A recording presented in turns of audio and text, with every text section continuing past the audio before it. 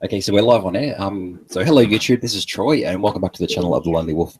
Okay, so today I have a special guest. So this is Jonathan. So his name is the Some Random Geek. Now he's not a he doesn't have a YouTube channel, but hopefully maybe we can convince him to start YouTubing at some point in the future. And then you know he has a couple of subscribers on his channel already, but you know he's more of a commentator on the channel. So the two of us we kind of met through we're part of, I guess we call ourselves the Snowflakes, and we're making like an avalanche.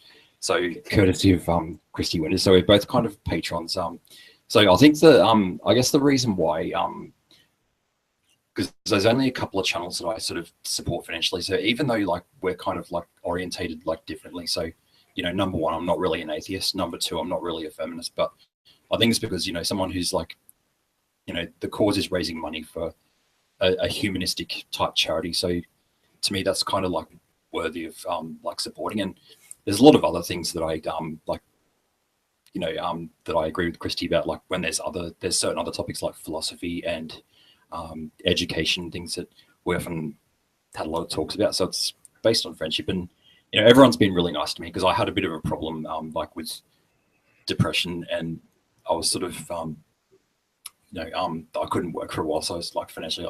I won't actually go into any detail; it's a bit too much. But anyway, the whole like the crew, like everyone who's like in that particular group, like everyone was really, really supportive, and like so I'm kind of glad to be back with some of them. So I just thought it was kind of a good idea to have someone like just have like a one-on-one sort of chat with, you know, some random geek, you know, just a little lads kind of the boys club chat. And hopefully I'm thinking, you know, maybe there's other people in the group, so maybe like Tom or someone like that.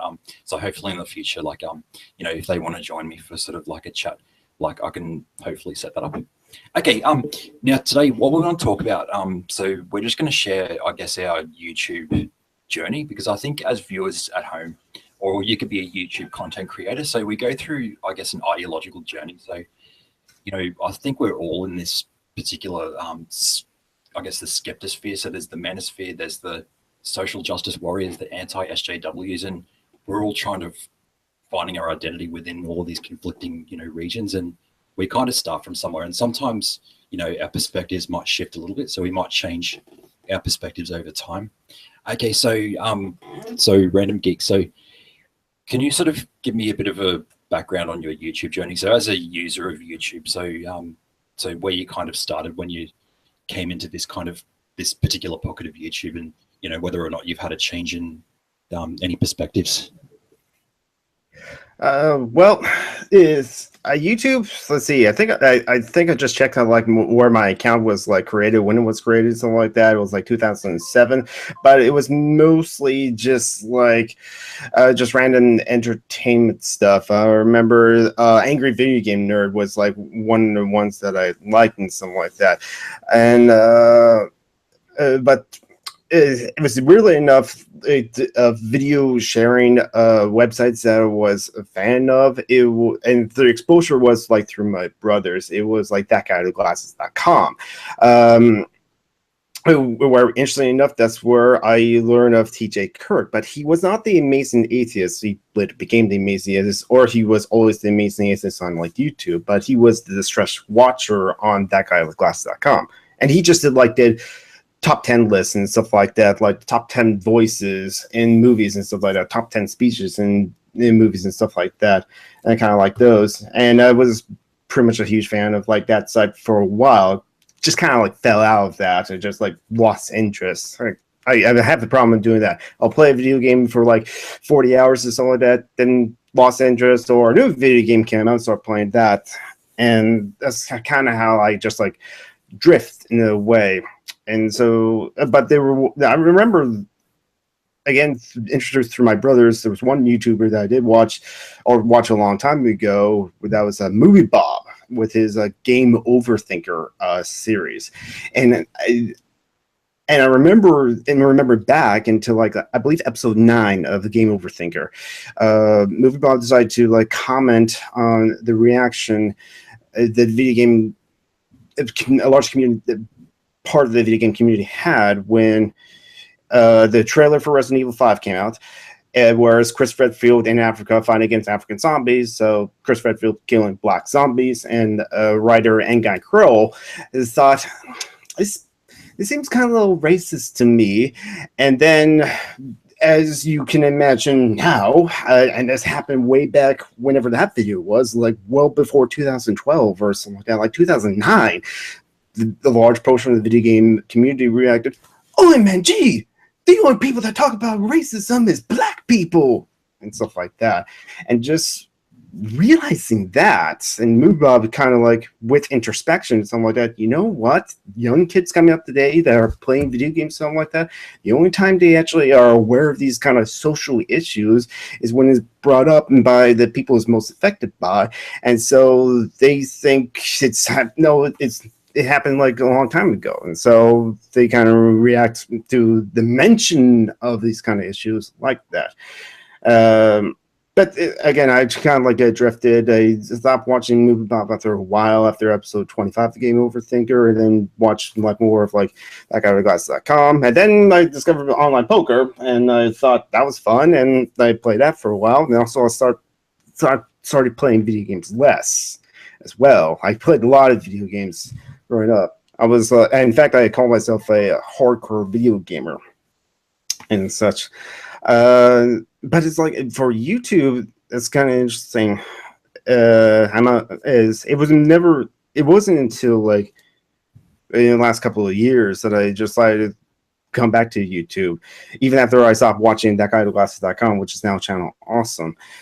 And trying to think where to go from here.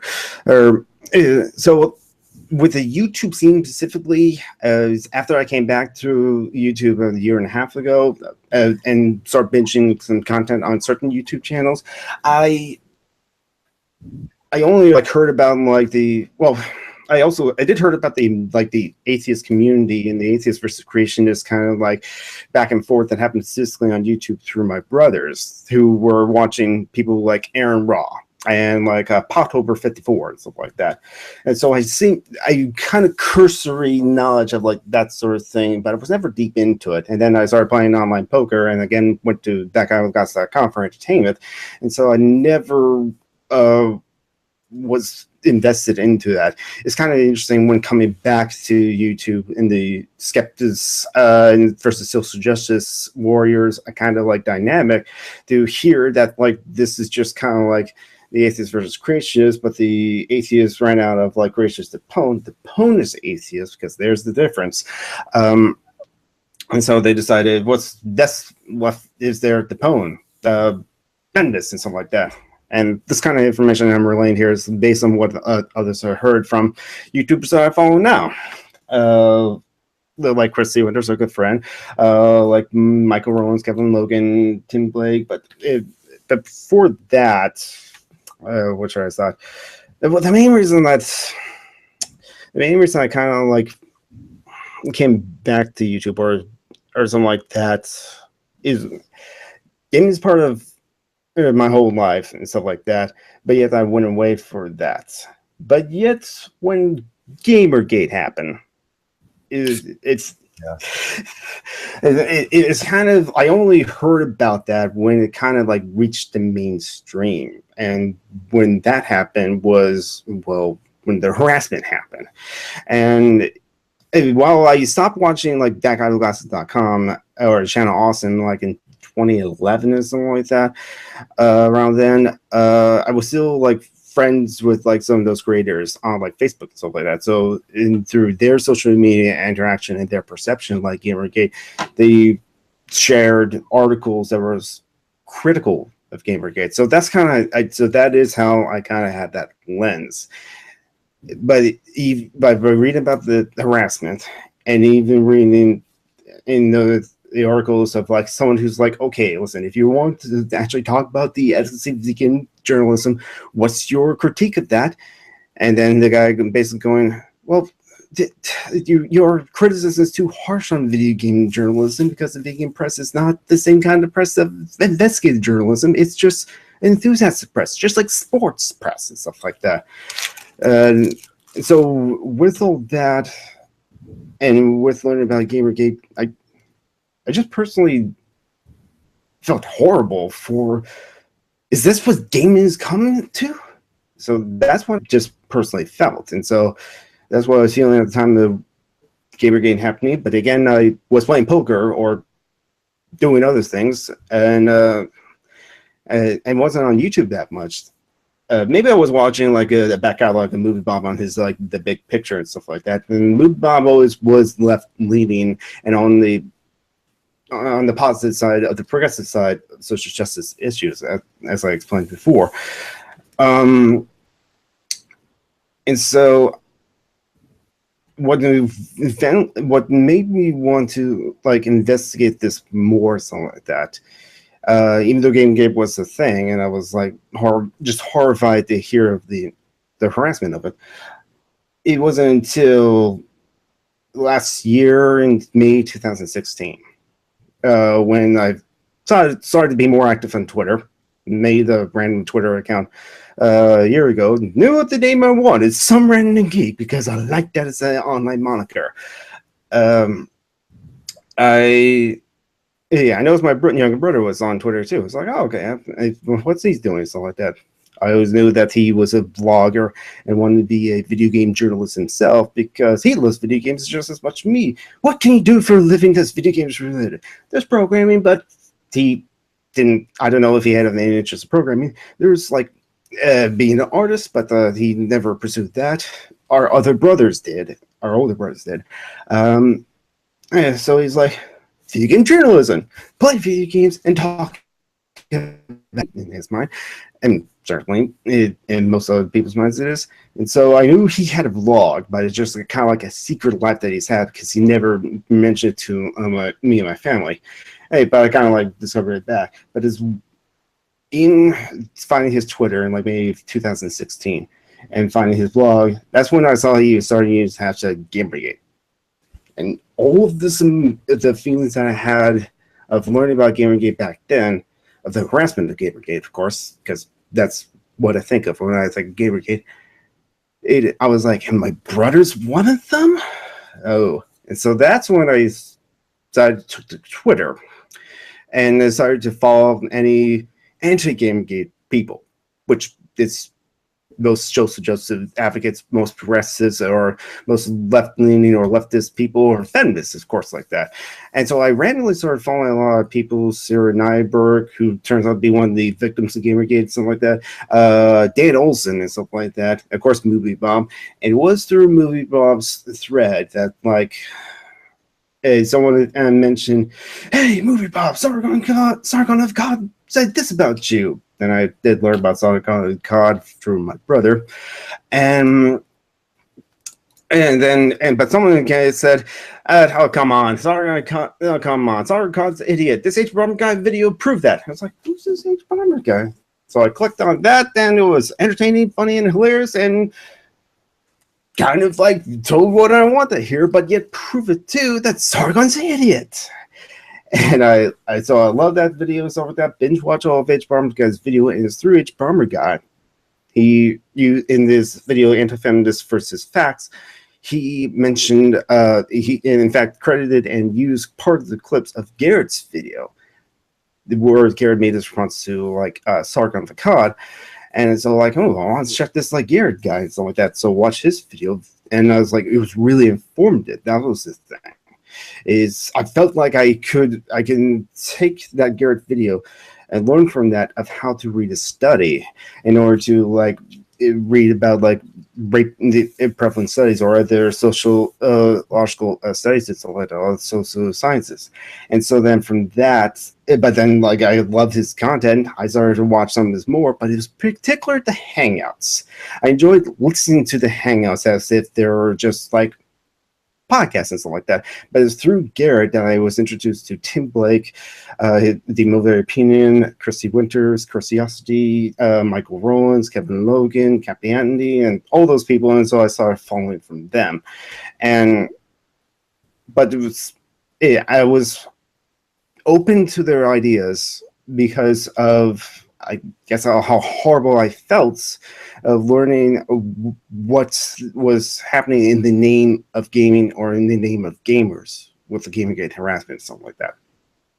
Okay. And So it's pretty much because I'd say that I'm not sure what the date of the timeline, but I'd say that I think 2012 from onwards, that's where there was really a fracturing of just what I think of as just a collapse. It's kind of like a cultural war that's that became the predominant genre. And the problem is there's a lot of egos, I think, that are attached to that, because when we think about it, I think of this as an echo chamber. We're in the echo chamber, and these fights are happening inside of this echo chamber. And so the real YouTubers, they're the ones who are making cat videos, and like PewDiePie's got his like massive audience, and they're doing makeup tutorials and music videos, and like this is the top rank. So really, you know, even the ones who are largely subscribed, even the most predominant figures in on either side of the culture war is so small compared to everyone else. So yeah, that's sort of the perspective I have. So I guess so going back to that, so I think there's it's sort of a similar experience that I had. So yeah, I don't think it sort of sounds like you're feeling a bit guilty about sort of being a gamer and seeing what like other certain gamers had. It's because I'm sure that there's like plenty of gamers who are very because like Gamergate is a specific movement, but then the whole gaming community, there's probably plenty of people who are very benign. They just play their games and they just do their thing, and they probably not even aware of like any of this stuff happening. They're just sort of going along and doing their thing. So I guess I'll just share like my perspective, because I think because you've listed a lot of names on the community, so that's good. So is that where you started from then on? So did you sort of learn a bit more about the progressive things like so like feminism, for instance? Oh yeah. Okay, so would you call your so would it be fair to call yourself a feminist? That's an interesting thing also about the labels and stuff like that. The only reason I agree with the feminist ideas and third wave and sexual feminism and stuff like that. And so if someone else puts the label on me, I'm fine with that. It's not toxic to me, yet it doesn't have the negative connotation to me, yet gamer kind of does. And it's like, again, because of the behavior, I've become like hesitant to call myself a gamer since then. And like, again, I have no problem with the label of gamer someone else put it on me, but it's because I guess if you have over 1,000 video games on Steam, then it's like, what are you not? Then like a gamer, a video game enthusiast, I would say.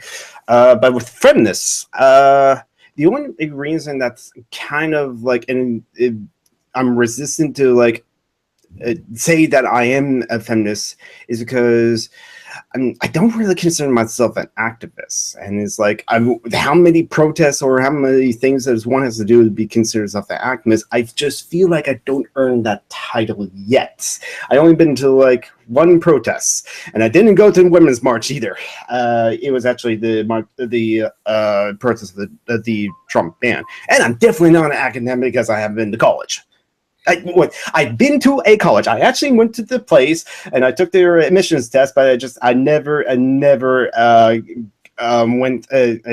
a college class. So it's like, so it's either the only way that like I can call myself a feminist, and this is kind of based on what Garrett had said in one of his hangouts, is that is like it's part of my world view and stuff like that, or it's what I want to identify as, and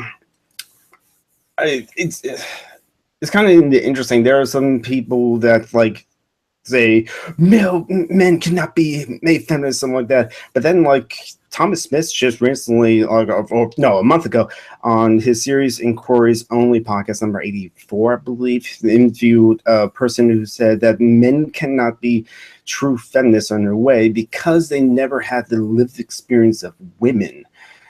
And so I thought, based on that, I can understand not calling myself a feminist, but also she went on to like say, well, in her personal experience, she's just a little suspicious of a man going, "Hello, I'm a feminist," and stuff like that. Like, what are you? What are you trying? I totally understand where you're coming from, because that's the same with Tim Blake. So he hasn't actually released a video or explained why he doesn't use the label. I think. Mm-hmm. Because I think there's certain parts of it that he disagrees with. Okay, so it's kind of a like buffet style thing. It's like I'll take a bit from here, a bit from there, a bit from there. So these are the things I agree with, and I'll run along with and support those ideas. But maybe this and that, I'm not so much. That's what I kind of get when I think of Tim. And then I guess when it comes to me, so like mostly, you know, I probably describe myself as a men's welfare advocate, but that label MRA has kind of I don't really want to use that label because and I think to some extent, I think feminism may have a similar problem with that. Sometimes the minute you bring up that word, there's a certain connotation that people have towards this word. It's not really it might not be as bad for feminism, but I think for MRA, there's a signal goes off when you use that particular word. So unless you preface it by saying, you know, I sometimes have to say, you know, I'm part of a dissident second wave MRA, then, you know, maybe people will prick their ears and listen, or you can say, you know, a men's welfare advocate, something like that. That's the anyway. I'll kind of get to that later on in the chat, just to share just what I guess kind of the mission of what I do and things like that. Okay. So yeah, back to the honestly, I don't really know. I wasn't really looking at the things like that, like the Gamergate situation. The only thing that I saw was, I guess, as you never talk about, like Anita Sarkeesian, because there's a whole list of kind of feminists. Like there's ones that you've mentioned, and there's some of them that I do like. So I think Tim and Kevin, Christiosity. So like I've gotten along with them really well, but some of the other ones, like I probably wouldn't. We would probably clash too much. So some of them I'm not really a fan of. Like I'm not really interested in slagging them off and going on Twitter or whatever. I just tend to sort of back off and just agree to disagree on. I think they sort of go too far in a certain direction down that maybe type of down a rabbit hole in some cases. And that's I'm not gonna call out specific names or anything like that, but yeah, there's probably a list of people who would describe themselves in that progressive community that I get along with. We've got common ground, but there's a list that I probably wouldn't be able to find the common ground because I think they're sort of their identity is very much rigidified, and whereas I'm sort of you know, kind of a bit more flexible. So I guess the only thing I knew about game, and I don't think it's really related to Gamergate. I think it's a byproduct. I guess it was the first thing I saw was how self-defeating it was. It was kind of I was seeing, you know, Jonathan McIntosh, you know, Anita Sarkeesian, and like I've got to kind of admit that, you know, I watched the maybe one or two videos of her. Like one of them I did find hilarious. Like I thought it was like when she was talking about like Batman's cape as a strategic like thing. I thought that was I haven't seen that video yet, but yeah, Tim Blick has mentioned that there's a video of just all the times that Anita Sarkeesian says strategic butt covering, and so it's a loop: strategic butt covering, strategic butt covering. So it's like, if I finally watch that Anita Sarkeesian video, I'm sure I can't keep a straight face. So continue. I don't know how she kept a straight face because it's just I mean, I'm just trying to think of like in the Batcave, like that you know, Bruce Wayne, you know, he's designing his Batcape, and you know, he's saying to Alfred, it's like you know, I love the like dynamics of this, but like I don't know, my butt is kind of like you know, I'm kind of shy about that. Like, can we design the covering for that? It's like that's the conversation, and it's like no, it's like it's wings, so it's like to help him to fly or something like that. But then the earlier ones, I just watched it, and the thing is, I can't really relate to that type of cultural criticism. So for me, it was just broader. So I didn't really know much about the narrative of the, you know, the journalism or anything like that. So that's something that I can't really speak to. It was just, I guess, from a general cultural point of view. So I'm very much an aesthetic type person, and you know, admittedly, I kind of fall into the realm of kind of the Oscar Wilde view of art as. So I view the art piece in itself as being like in a decadent sort of way, and that you know, I don't think there's sort of an obligation to have like an ethical or moral code. But having said that, I think the outcome, like if there's a positive outcome, I think that, you know, yes, there should be, you know, there should be creators who can make games that might have a particularly socially conscious type of, you know, audience, or, you know, a certain progressive message or whatever. And then there's the games over here that, you know, have their boobs and their guns and their violence or whatever, and you know, they can both just do their own thing. Like that's kind of my view. I take a very libertarian view, and when I was watching the Sarkeesian videos, it was hard for me to sort of sit through something. I was kind of squirming on my chair, thinking, "Oh my god, like I can't listen to this," because it goes against a lot of the aesthetics that I believe in. So, you know, when I'm looking at a piece of work, I'm looking at it from a very broad kind of narrative. So I'm thinking about every aspect of a piece of art. So, you know, I'm looking at the set design, like I'm looking at the drawings, and you know, I'm not familiar with gaming, so I don't know the art of it. But you know, when it comes to anything like a poem or a film, like there's, you know, taking a very broad view of the whole thing. So it's kind of, it was very foreign to me, the concept of kind of having a very specific lens and kind of going into that direction. And I can kind of understand the motivation, because I know that's her purpose of what she's doing. But overall, it's a type of cultural criticism that I could never really relate to. And I think the other problem was that the people, that was the boredom of it. I mean, there's only so many videos you can make about this woman. Okay. And, you know, I think there's obviously, I don't think she's completely, I don't know. I think there is something a little bit fishy about some of the, especially one of her most recent videos. I thought it was a little bit tasteless, kind of opportunistic in some ways. The way she kind of spoke about the Weinstein affair and everything like that. So I found that. I haven't seen that video. No, it was what I found really troubling about that video was the start of the video was, you know, this is the sexual harassment that is happening in, you know, in Hollywood. So why didn't we pick that up sooner? And then what I really didn't like about that was in the next scene, she jumped into ahead talking about her experience with Gamergate. So and obviously like having that sort of stuff directed at you is absolutely like you're being a cunt if you're going to write shit like that on somebody's wall. But then to kind of put that as part of the you know, molestation or, you know, sexual harassment in like real life and trying to bring it back to Gamergate, it was I sort of found something a bit tasteless about that and kind of tactless. And then the idea of saying, you know, you need to start listening to women, because if men speak out about these like things in Hollywood, then, you know, everyone's going to jump up and listen. But then I saw like Corey Feldman, you know, he was on The View, like a very watched show, and he spoke out about it. He said, you know, there is pedophilia going on, and it is rampant, this culture of pedophilia, and you know, I've been through this myself.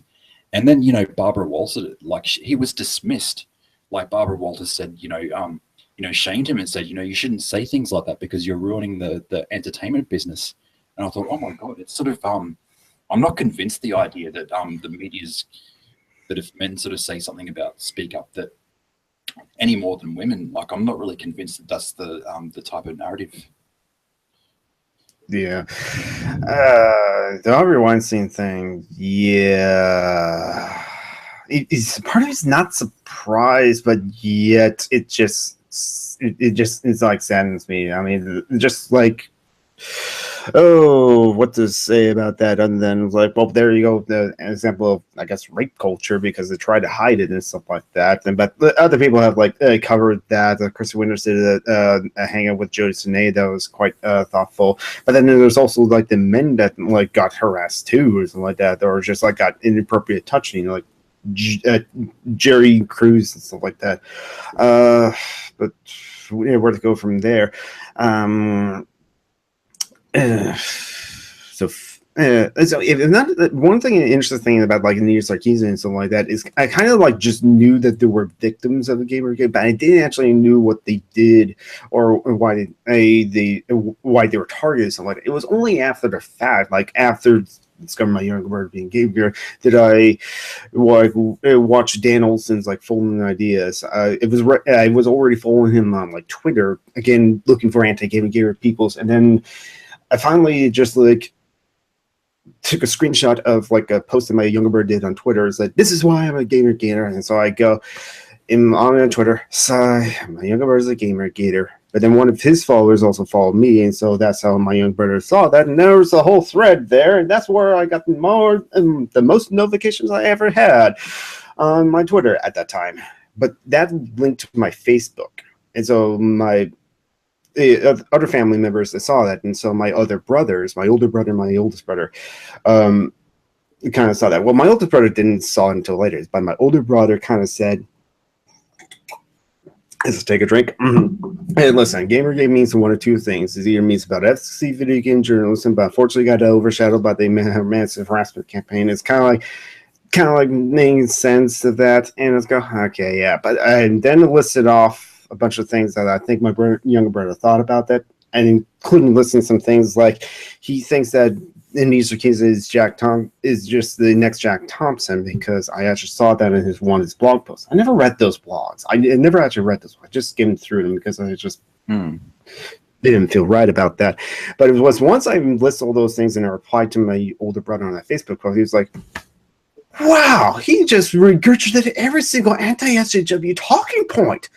The only thing you didn't mention is that like anti-gamers are evil and just as bad as and Gamergaters get harassed by anti-gamers just as much as the supposed victims of Gamergate.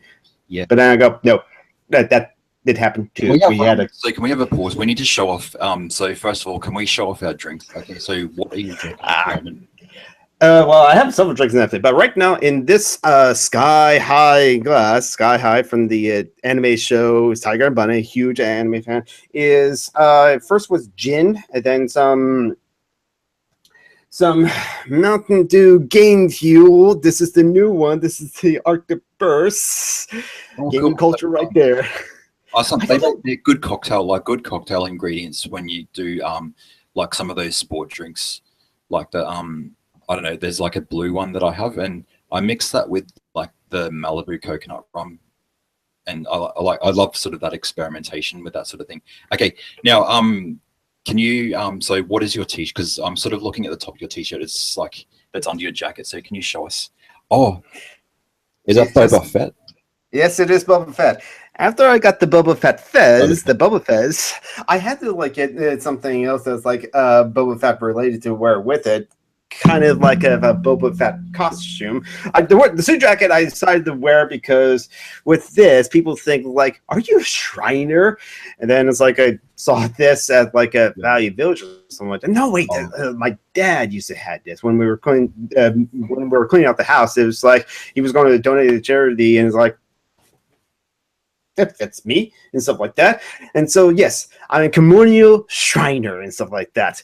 But that's why the suit jacket is also kind of cold because it's in the northern hemisphere. It's the everything is perfect. You got the right hat. It matches with the jacket, like beautiful jacket, amazing t-shirt. So it's all happening here. Okay, what am I drinking? So I'm having so 7-Eleven because they're $1. So the 7-Eleven. I don't know what you call these frozen drinks. We call them Slurpees. We do call them Slurpees in the United States. If they're not the Slurpee 7-Eleven brand, there's a slush drink. Or if you go to the Quickie Mart, it's called a Squishy. Or the Quickie Mart, it's called a Squishy. I have other drinks with me. Yeah. I have with me Krabby's ginger beer. This is an alcoholic ginger beer, but this is raspberry. It's raspberry. So raspberry with ginger beer. It's a raspberry ginger beer, yes. And I might as well open it with that's really interesting. Okay. Yeah. Yeah. And here. So this is so a Slurpee. So we've got something in common. Now, at the moment, like they're like they only cost $1, and like they're making these like really exotic kind of, because usually it's like, yeah, you got the cola flavor, you got the red raspberry or whatever, but like we've got these really exotic kind of flavors. Like they're like low in sugar, and it's like. So I'm drinking like it's kind of an orange. It's an exotic type of. It's not just a regular orange like a fan. It's some kind of exotic orange that I can't even pronounce. And then they've also got a melon one, and they've got a like I think they got a watermelon one as well. And it's like and it's very hot. It's getting really hot at the moment because the seasons have changed. So now So in case you don't know, I mean all of you is I'm obviously, if you can't tell by my accent, then yeah, I am Australian, but my accent is a little weaker compared to most other. Because if you were to compare me with someone like Bering, who's like he's obviously got a very strong accent, you know, mine is a little weaker, so people don't spot it straight away. So especially if like when I was abroad in Japan, and you're kind of working with like people who come from all over the world, like if it's America, British, New Zealand, like every country you could think of, so. A lot of people didn't guess what my accent was, and it's probably because it's a weak accent. And I think I picked that up because if you're teaching in English, so I've done like conversational English teaching before, so that was just like a working holiday I did in Japan. You have to drop your accent unless you're American. So if you have an Australian, and the American privilege, like there. Yes, American privilege. So if you come from any other nationality, you have to. In the best interest, it's good practice because it's American English that's predominantly taught. So you have to change a few words around, and it's a good idea to try to minimize your accent. And since then, I haven't been able to get away from that. It's kind of, and that was like over 10 years ago that I made this trip and did all this stuff. And so it's still stuck with me, the weakness of the non-distinct accent. And I've got to say, you know, because I can kind of do the New Zealand accent fine, like I can impersonate that, but like the New Zealanders, the YouTubers, like they cannot do the Australian accent. They absolutely butcher it. Like I don't know what's wrong with that. We can do their accent, or some of us can do it, but they can't. Like I don't know, they really butcher it.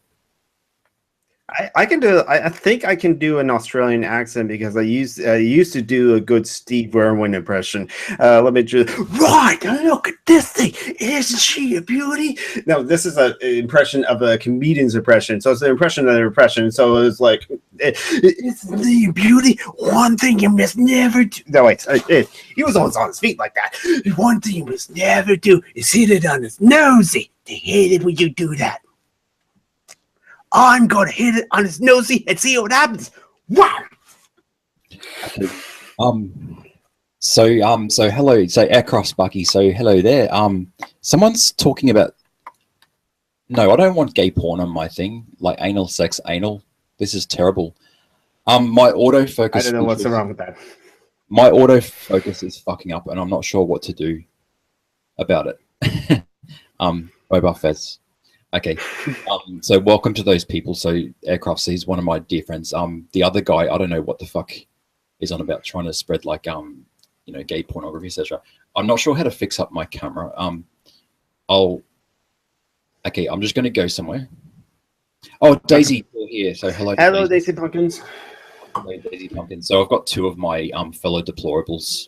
So turn off the autofocus. I'm just gonna go into my sorry. Okay, so you'll just have to. Okay. So I'm going to my camera and turn off the autofocus. Mm-hmm.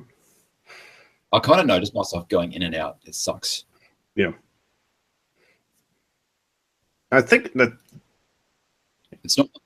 Oh fucking. Okay. You can. Yeah. Right. I think I'm going to the Hangouts. Okay. There's a sidebar. Mm-hmm. So cameraman. No, that's an application. Okay, look under here. Control room. Yes, control room. This is what I want. Okay, so I'm going to look at my. It's only telling me my Okay, I could just keep my avatar up there, maybe. Yeah, that's fine. Okay, cool. Yes, I can also show off that because I am a man that wears leggings. Might as well stand on the chair a little bit. These are some Boba Fett Fez. This is actually like a bottom set of the costume, actually, but I wear them as like leggings, but they're designed after like Boba Fett. I'm bouncing on the chair right now, so this is going to be an interesting hangout if I fall and stuff like that. And you can see like right there, that's like it's like knee braces and stuff like that. So yeah, the Boba Fett Fez. No, the Boba Fett leggings to go with the Boba Fett Fez. Okay, so we'll just look under there. So my camera.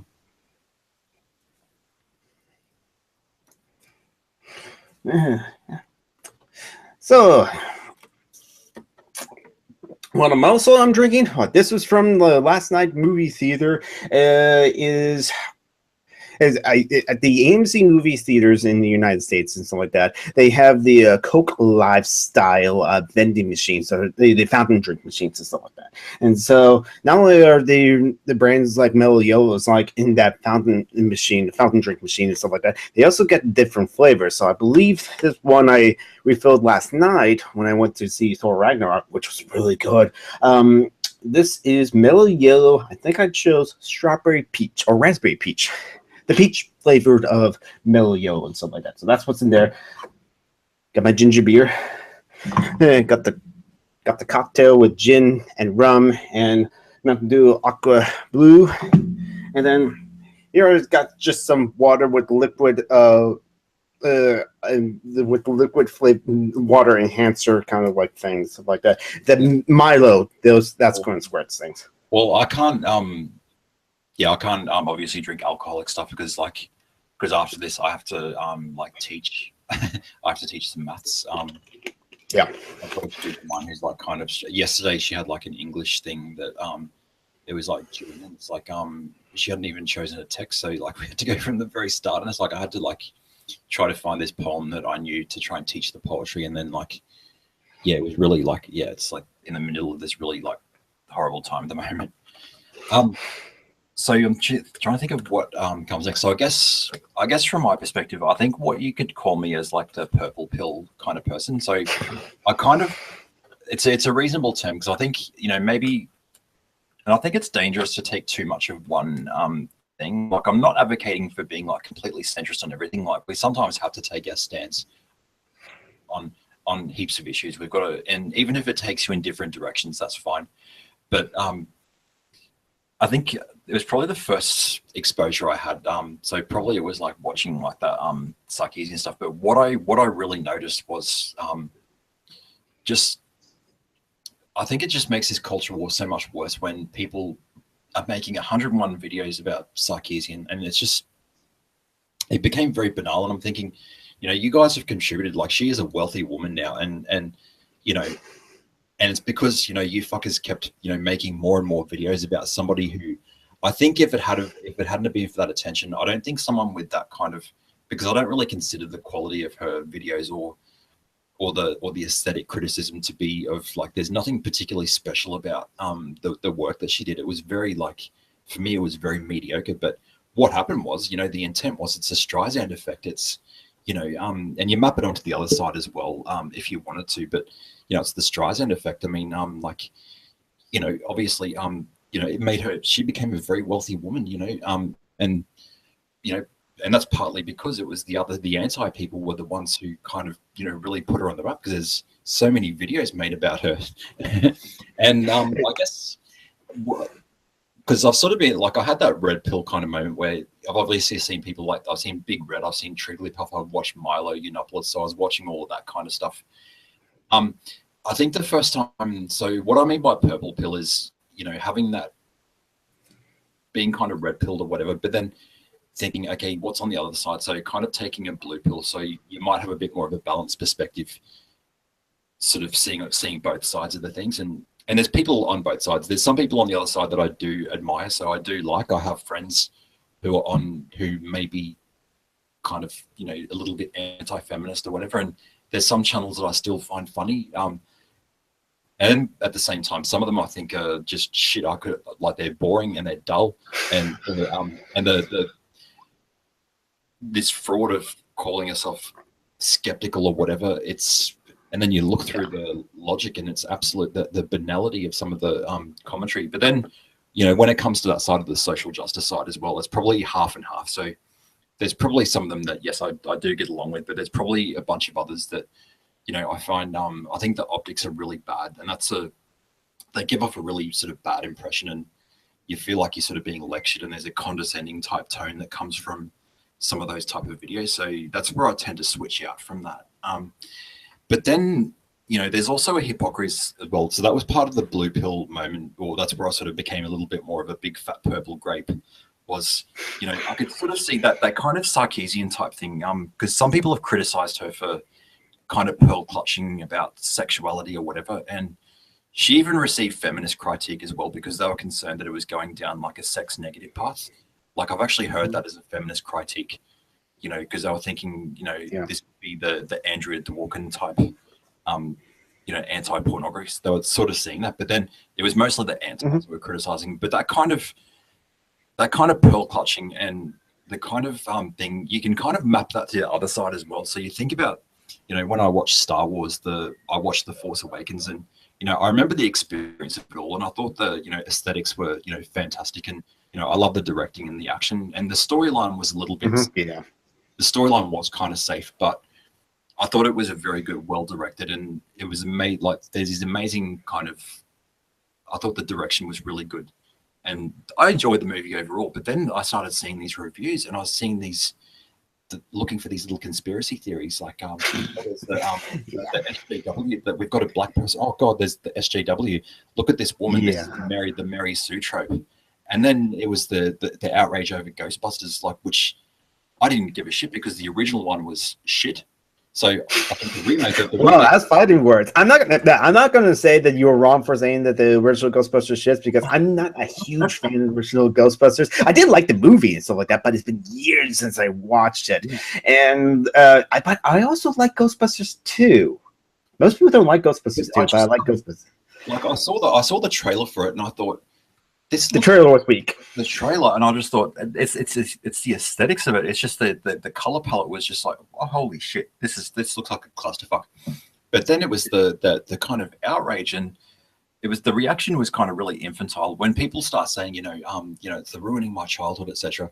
And so yeah, I can sometimes see that kind of that pearl clutching and that kind of hysteria and that kind of thing that mapped across to the other side as well. And I'm thinking, okay, that's when I kind of got away from that. And then, once you watch kind of Milo Yiannopoulos, you see him shit the bed a couple of times. You can spot, if you watch closely, a few logical inconsistencies he makes, and you're thinking, this is like, you're sort of seeing through there's a big show that's going on, it's all decadence, it's very much a great optics, but underneath that, not really a pragmatic type of logic that's being used. And I wish I had have seen I wish that Ben Shapiro and Milo Yiannopoulos could have had like some sort of debate, and it would have given me pleasure to see Ben Shapiro knock Milo off his ass.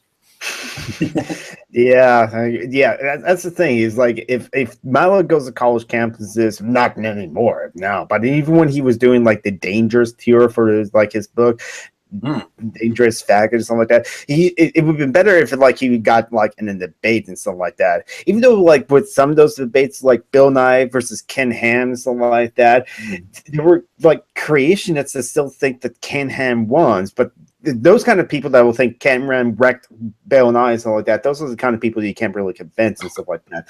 But like for the people who are just still not sure, that's where like those debates can be useful in a way and stuff like that. And that's where you can like challenge those ideas. I always love Bill Nye. He actually started out as a comedian, believe it or not.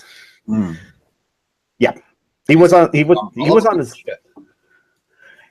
He was on a sketch comedy show in the Seattle area, just a local sketch comedy show in the Seattle area, almost live. He was a cast member for like at least 1 year in 1993. But after he got big with Bill Nye the Science Guy, he would still show up. He would still do cameos. He will occasionally be in there and stuff like that. But then, they would always like do a featured like segment of like science theater and stuff like that. I always love Bill Nye the Science Guy. Okay, so we'll just look at the chat. Okay, so let's have a look. So I tried opening up the cam operation to turn off I'll just use my avatar, that's fine. So now you can have the raccoon. So it's a raccoon rather than a wolf. That's been the consensus. It's the glasses, I think. Okay, so it's the glasses and then make the eyes really big that makes people think of raccoon. But I wouldn't think raccoon because you don't have like a stripe pattern and stuff like that. I know. And I have a book. The reason for the book there is because I fucked up the drawing and it looks like he's pregnant. Okay, so just like in TV shows, there's just like in TV shows. It's when the actress is like pregnant, but they don't want the character to be pregnant. They will just like give a big laundry basket or a big frying pan to put in front of the pregnant belly and stuff like that to hide the fact that the actress is pregnant. Jane Krakowski did that for the first season of Malcolm in the Middle. Oh, okay. Yeah, that's what I see. They do strategic things like I don't know, I watched Daytime Saber. Okay, sorry, I'm sorry. So Aircraft Sparky, I'll just come back to you. So Milo doesn't handle debates well. So that's why he ran away from Shapiro. I'm guessing that's correct. So he was very evasive because he knew that. I'm not going to say that I agree with everything Shapiro says because there's a number of talking points. So if it came to abortion or if it comes to kind of transgender things like that, yeah, obviously I don't agree with him. But then what he did was, the way in which he took over he took on the alt-right and he kind of shredded Milo Yiannopoulos to bits in a speech. It was like a thug life moment. I was like, this is absolutely glorious. So it's obviously the alt-right sucks and there's parts of like the Milo Yiannopoulos part of the right, that's a different part of it, kind of the troll part of the right. But I don't mind, like with the conservatives, I think when it comes to the current climate, when we're looking at a very dangerous ideology, like what do we call it, the alt-right or white supremacy, then I think that, yes, we do have to have a certain amount of faith in the conservative part because a lot of the the talking points of the alt-right, and especially the way that Milo Yiannopoulos, the way he was handling himself, it does go against a lot of conservative values. So Yeah. you know, I do think there's room in which I think we have a certain, I guess we have a certain a common ground that we can have. And even though we might have our differences on a number of other things, and there is, conservatism is part of my politics, but I also take a lot of other views like libertarian. So that's why I'm in the Senate, because I've got left views, but I also have some conservative views that come along as well. So I think Shapiro, that was like he did that very, very effectively, sort of dismantling a lot of the logic of Milo as well as the alt-right, and just calling for what they were. And it was done with the use of pragmatics. And I think that getting back to that Streisand effect, so what I found, and at Riot, people end up rising up in popularity so much. So that's why, you know, I don't really like the idea of the protesting or even going into the speeches and kind of shouting or whatever.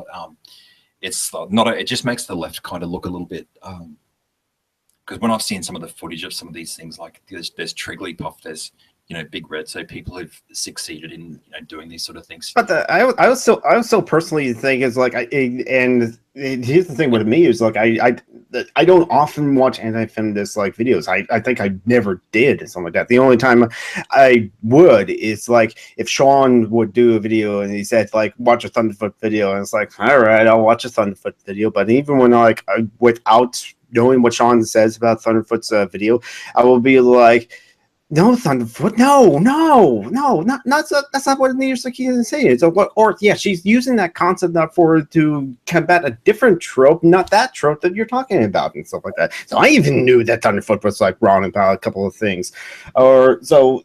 I just like I kind of like saw Big Red and I kind of saw Jigglypuff and stuff like that. But I just thought, well, those are just two different feminists, and they kind of represent like they are feminists or they probably have feminist ideas. But that's not all feminists and stuff like that. That's the biggest problem. And then I think the biggest, I guess, I don't know what to call it, but it's a real logical fallacy when you have a lot of people. They might come up to people who've, because there's some feminists I know in real life, they don't even know what the word like manspreading, mansplaining, or they don't even know what use like easy was. The only time I heard of manspreading was like anti-feminist they did a hangout. Some anti-feminists did hang out with ContraPoints way back when, a long time ago, when she started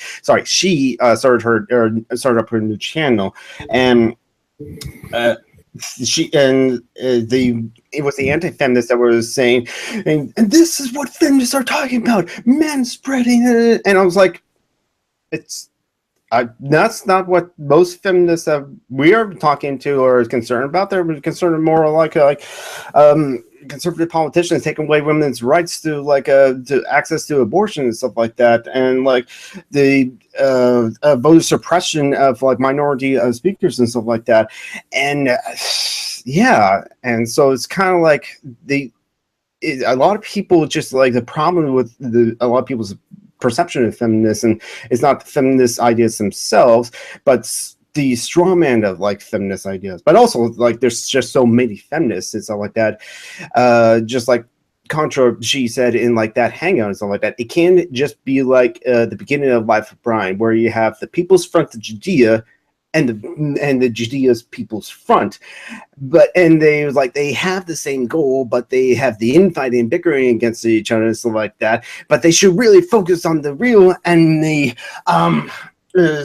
People's Front of Judea, something like that. And so which I don't see that happening now. I've actually got something really interesting to say about manspreading. Like, I don't know, I have this. Actually, it was a picture that I saw. Like, I think there is actually something legitimate about it. Like, I hate to say this, like, and I'm not talking about like spreading your legs on the public transport or whatever. I mean, that's just about being that's just about being an inconsiderate dick when you're like taking up too much space. And then that's the point I agree with. Yeah, nothing to do with like the type of spreading I'm talking about is and this applies to both men and women who. It's the use of body language to really subordinate, and this is both men and women. So I'm going to talk to both sides really. It's not so much. It's not the legs. Okay, it's the arms. It's like, you know, when you're sitting on a chair that has two people on it. Mm-hmm. Let's say that I've got the woman is next to me, okay, and I have my arms around the back of the chair like that. Yeah. And she's kind of like scratching in the corner, and it's kind of, you can see there's kind of like that power dynamics that's going on. And then like that same guy, and it's not just like and I've seen that in a couple of times, people doing that, and I'm thinking, yeah, if I was in that position, I'd be like, it's a bit weird though. But then that same person, it's the way they relate to other men as well, which is really shitty.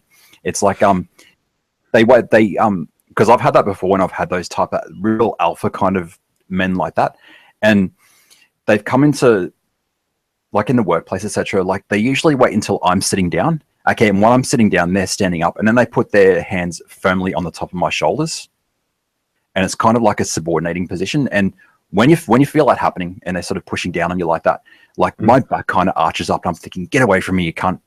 And then we're thinking, all right, how do we kind of deal with that? And it's like, I just decided to sort of eventually, like, I'm not going to go turn around and say, you know, don't do that, you're invading my personal space or whatever, because I'll end up, who knows what would happen. But I just tend to use other things. Like I was just thinking, oh, I've got to stand up, I'm just going to stand up and have a bit of a stretch, or like go and reach something like that, just so that he's not going to go for your shoulder or whatever. It's like, it's a particular type of, it's kind of those men who think they're really they think they can sort of dominate like kind of everyone around them, and it's different. So when their body language towards women, the way they do that with like stretching their arms across the back of the chair, it's almost super machismo in that way, something like that, or even like with that thing that you were mentioning.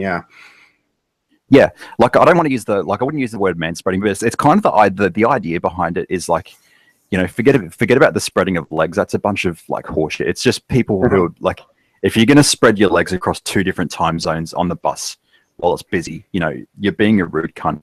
And I guess the other thing, like that's not the concern on public transport. The biggest concern on public transport is, you know, these young little fuckers who's elderly, who's standing up on the bus, and they're not going to they're not giving up their fucking seat, as if like, you know, a man like spreading his legs a little bit, you know, more than he should have. Problem when we got these young fuckers who are, not all, but a lot of it, it's getting worse. The idea that, you know, you're not going to stand up, you know, give up your seat for somebody who's a lot older than you. I mean, that was like automatic. That was like a rule that was ingrained into my mind, and it's a disgrace that people would do that.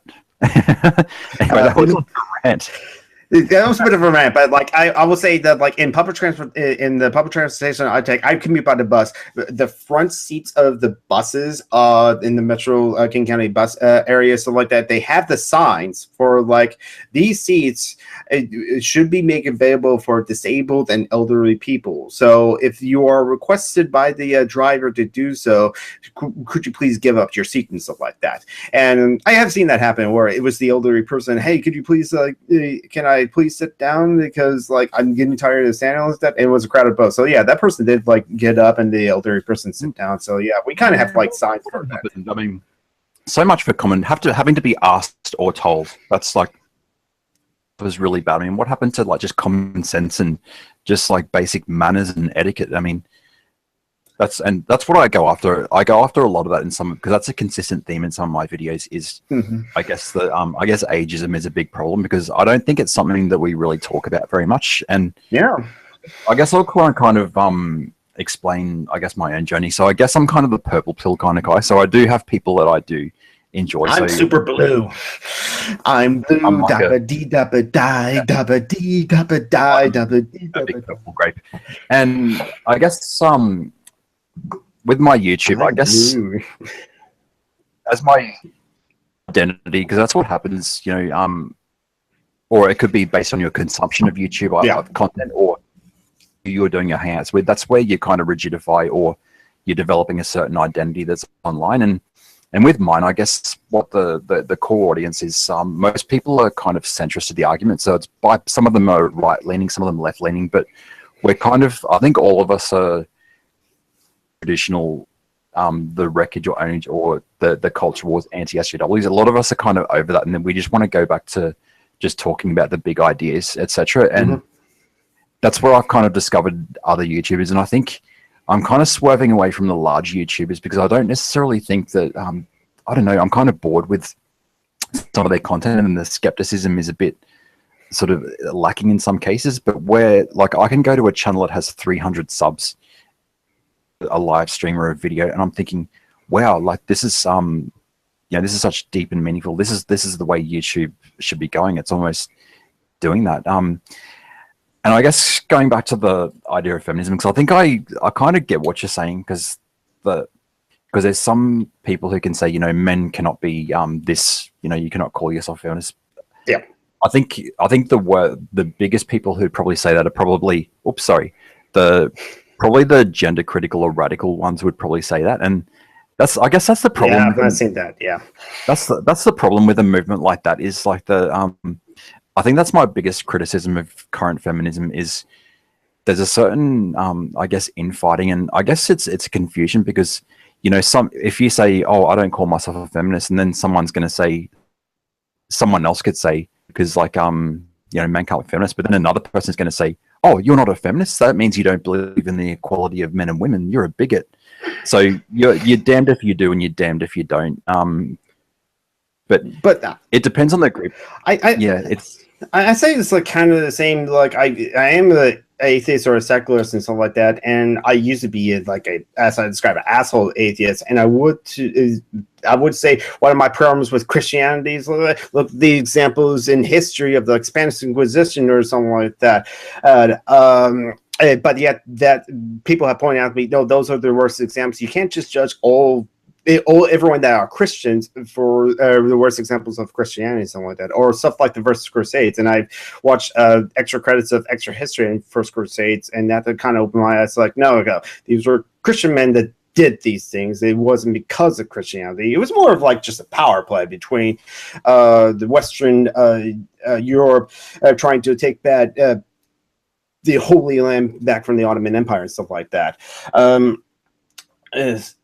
And yeah, so I think it's that kind of conflation it's had. But I guess for me, it's like I never had. For me, when I journeyed to YouTube and the YouTube feminism, I just was not in my head a lot. Like with Near Sarkeesian, the first time I saw her videos was long after the fact of Gamergate, and it's after I learned my younger brother hated Near Sarkeesian because of what you said. But my reaction to watching her videos, like, I never thought of that. It's quite interesting. Good point.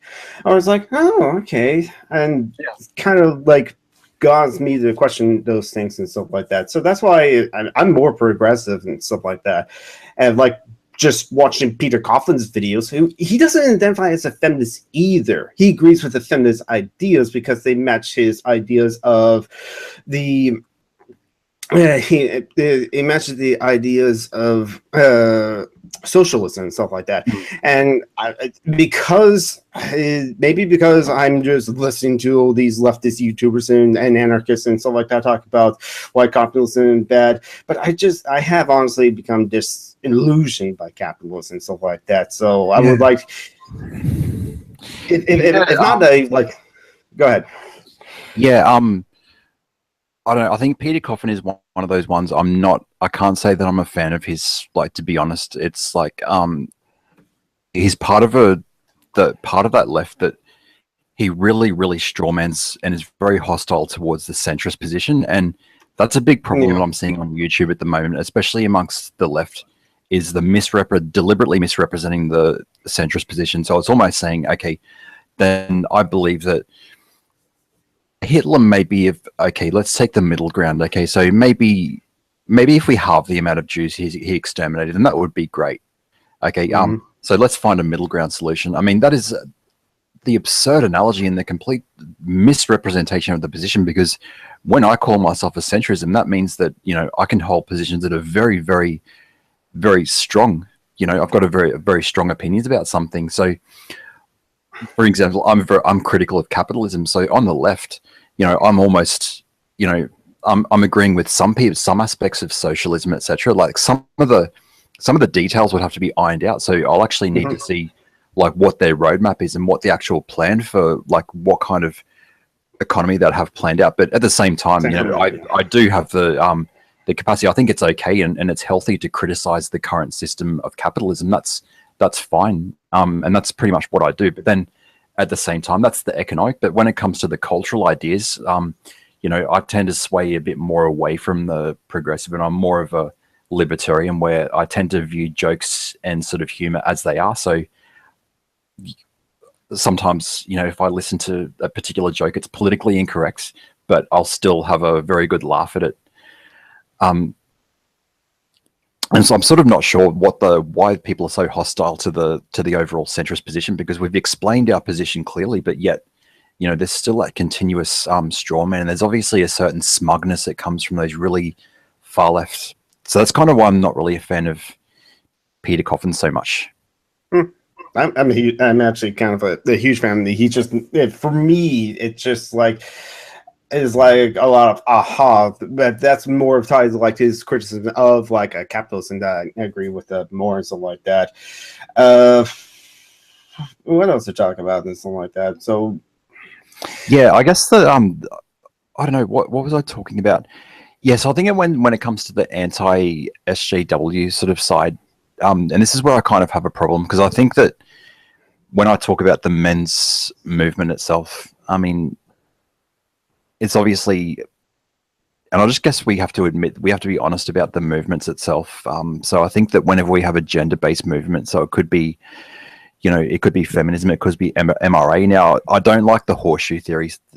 I get that applied to me sometimes when people try to go off my arguments. That they say that you're just being like the feminists. You're just the horseshoe of feminism. Like, I believe that their problems are different. Okay, so like I can criticize feminism for 1, 2, and 3. And then I can criticize the MRA for 4, 5, and 6.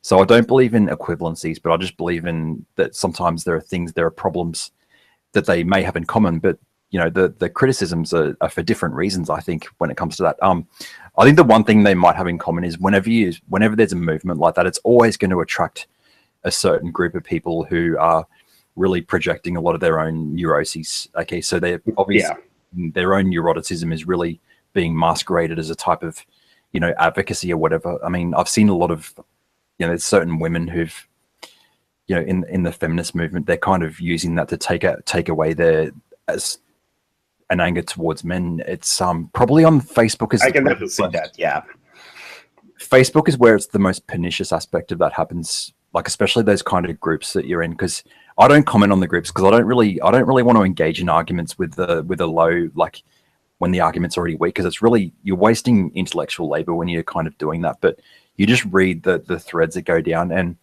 it was talking about an article about the sharing of household responsibilities, and then also about men. You know, there's also an emotional labor that men, you know, should have in the household as well. What they should do as well. My camera's still fucking up a bit, so I even tried the manual focus. I think I've got to stay still. Stay still, Troy. Stay still. Thank you. So what was I'll move around plenty for you to make the hangout looks interesting. I might turn my camera off again. So next time I stream, this is the first time I've had this problem with it.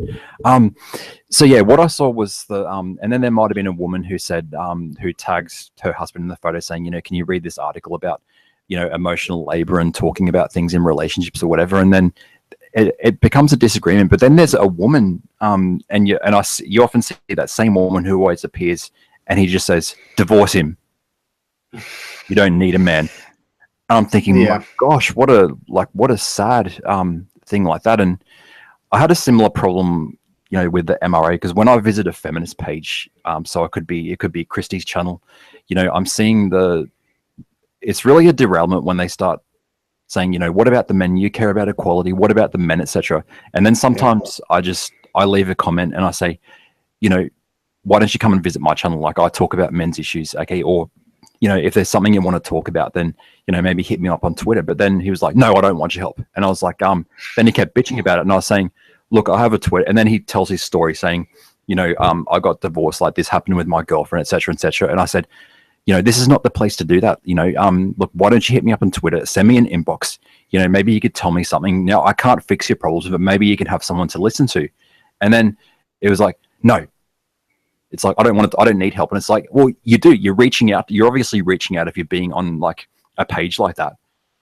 but you're going about it the wrong way. And it's like, yeah, I don't understand that. And you draw that sort of that same type of bitterness. And you know, I think that should never be the basis of anybody's activism. I mean, it's really it's not about ourselves. It's not about us. Yes, that's that's the thing. You get to like take yourself out of these things, and people have the problem of like feeling like this what happens in this problem is like what men is and what men do, things like that, and they think that like and they think it's like, if you're talking about men, then you're saying something about me. No, that's not the case. And it's just about larger societal problems and stuff like that that we want to be aware of. And that's where you get a lot of this backlash, a lot of reaction. Kind of like with Denise O'Keefe, she was just giving a critique about certain aspects about the games, not the games themselves. The games are not bad or sexist or misogynist because of these tropes that she's taking a magnifying glass to, but yet because of like a lot of things, like how gamers kind of like have to fight to like keep their hobby sacred in a way, something like that. They had to like get parent approval somewhere, or they had to fight parental disapproval of their activity and stuff like that. They kind of conflate what Anisa's magnifying glass criticism of the game series and the game tropes are in video games as another attack on video games and stuff like that. I'm just gonna say that like I think Dan Olson's video on Gamergate, as well as like in Udo Studios by Ian Daisuke, Why You So Angry, kind of like look at the aspects of just the culture thing, the cultural significances. Also, Melrose Projects just recently finished up a 9-part series about how video game culture remains male-dominated, and that was a really fascinating video series. I'm going to like rewatch those videos and go back to their sources and like go through all the papers and all the citations that they source. Yeah. So I'm just going to go to the comment section now. So Daisy Pumpkin 23. So the two sides of a culture war, they're feeding off of each other, and it becomes, so I'd say, I don't know, I kind of agree with each other that there's a lot of, I guess there's a strife. I think it's just a spectrum. I think it's just a spectrum more or less, and like people are just like and closer to center and like in some issues and something like that, and maybe there are like far left people that say you're not further to the left and nothing like that. But I think we just all got to remember reasonable people can disagree and can agree and disagree. Yeah, I think that it's that ponage type of culture where we have to make a video response to that person. And I think I don't agree with the nature of the discourse, because yes, I do believe that, you know, we're in an era where I think political correctness, you know, has gone a little bit too far in a lot of directions. There's some things that are absolutely absurd to me, but I think that what happens is I think the internet culture has extended that culture war beyond its natural lifetime, because the same thing happened in the 90s, the early 90s or the late 80s. It was almost exactly the same thing. It was this culture of political correctness. Like they wanted to campaign to, we weren't allowed to call it a manhole anymore. We had to call it a person hole. So to use a gender neutral thing. And that we have, that's a little weird.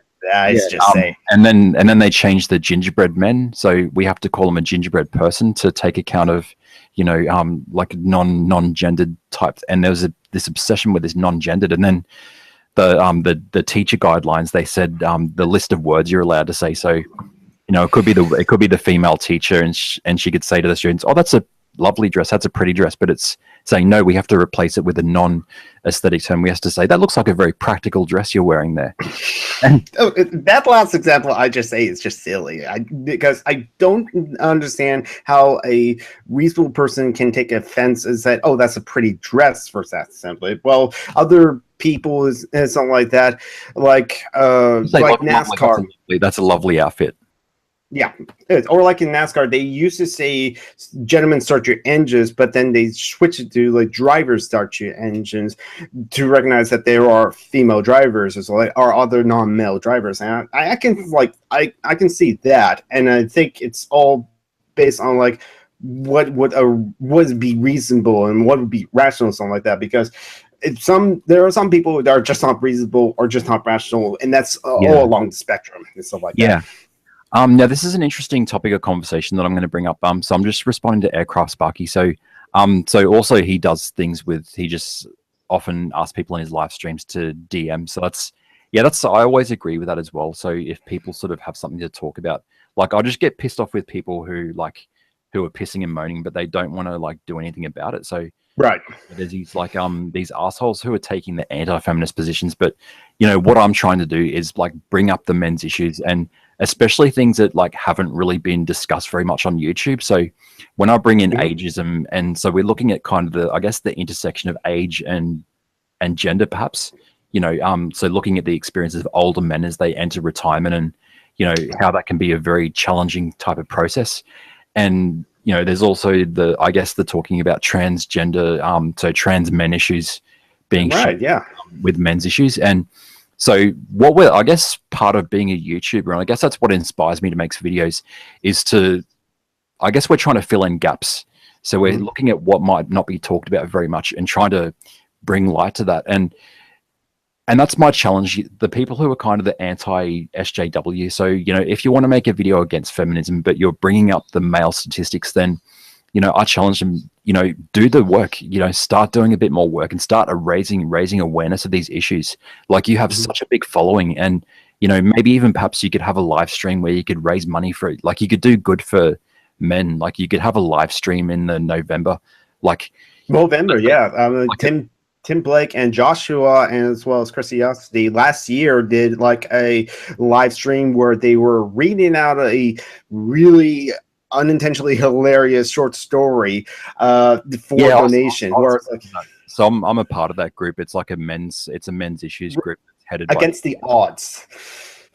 Against the odds, against not against all odds, the Phil Collins, but against the odds. So we always get mixed up. So that's how I came to know Christiosity, because she's she kind of founded this group as a way of kind of bringing a lot of different people together to talk about common men's issues, which is, and of course there's a few little disagreements that are going to be had when we look at it through different lenses. I mean, I've been criticized for saying, you know, don't go down the pathway of intersectionality if you're talking about men's issues or whatever, but you know, my view of intersectionality, I think that's a little silly. I mean, because you brought it up perfectly that like trans men are men, so it's important to talk about the men's issues as well too, because that equally applies to trans men. And it's like your video a while ago about like trans men's representation is like, you're right. It's like when we're talking about trans issues, we kind of like seem to be fixated and focus on the trans women's issues, which are legitimate. But yet it was like, how often do we talk about trans men? You're right. That's not that often. And in representation, we are just more concerned with either like the fetishization of like trans women or just more interested in the aspect of trans women. But with the trans men, I don't remember. There's a couple of characters I can remember in popular culture or in movies and stuff like that of like trans men. Like Hilary Swank won an Oscar for portraying that character. But yet, I'm struggling to think of other trans men in the media. Because you sort of saw the example that I had about the trans women storyline, because it was like that prison drama Wentworth. So I hope the Americans like get that on the Netflix. You have to watch it. Like, America, please watch this show. It is incredible. Like checking Netflix now. Not only is it suspenseful and like awesome in every way, but it's like, you know, it's a wet dream for the SJW people like that. It's got like there's a trans storyline, etc.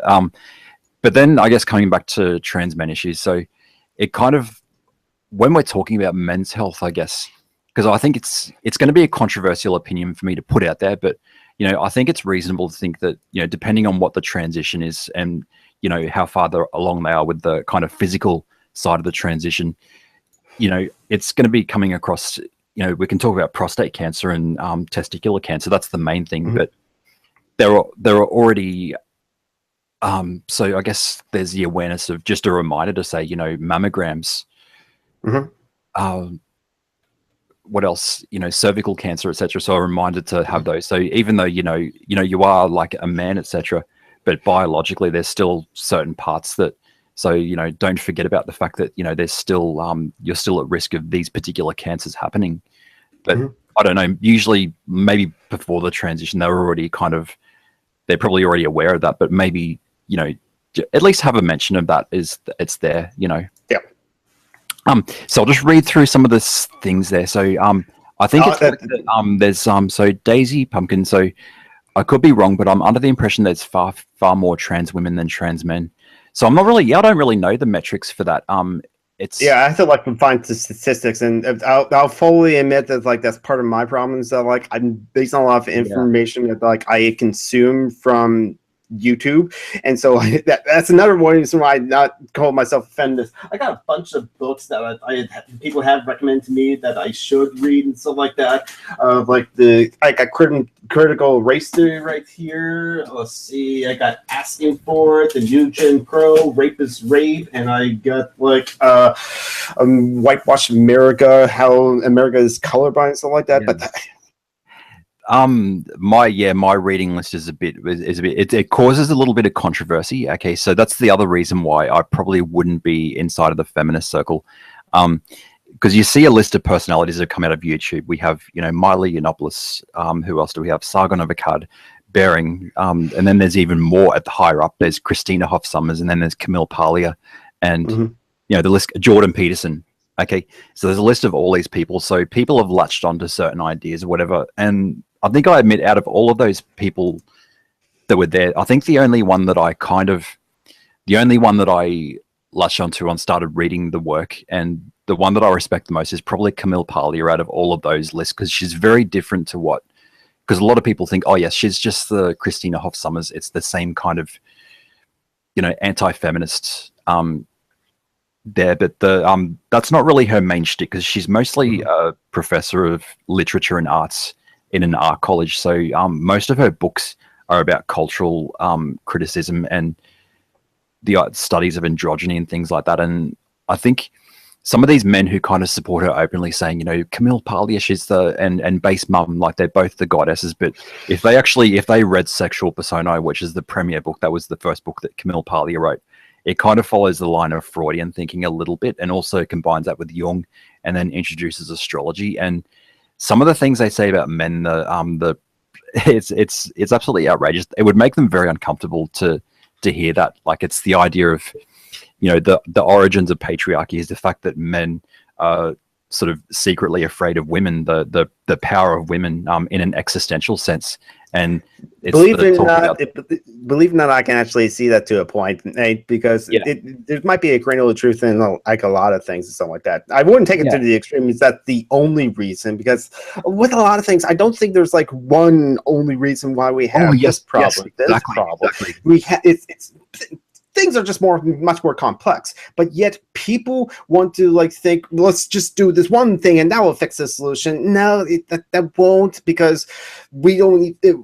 By thinking it's just like one issue, you're just like tunnel visioning and being like hyper focused onto like something that is probably only part of something else. But yet, a lot of human beings seem to like want certainty, and so they like to like.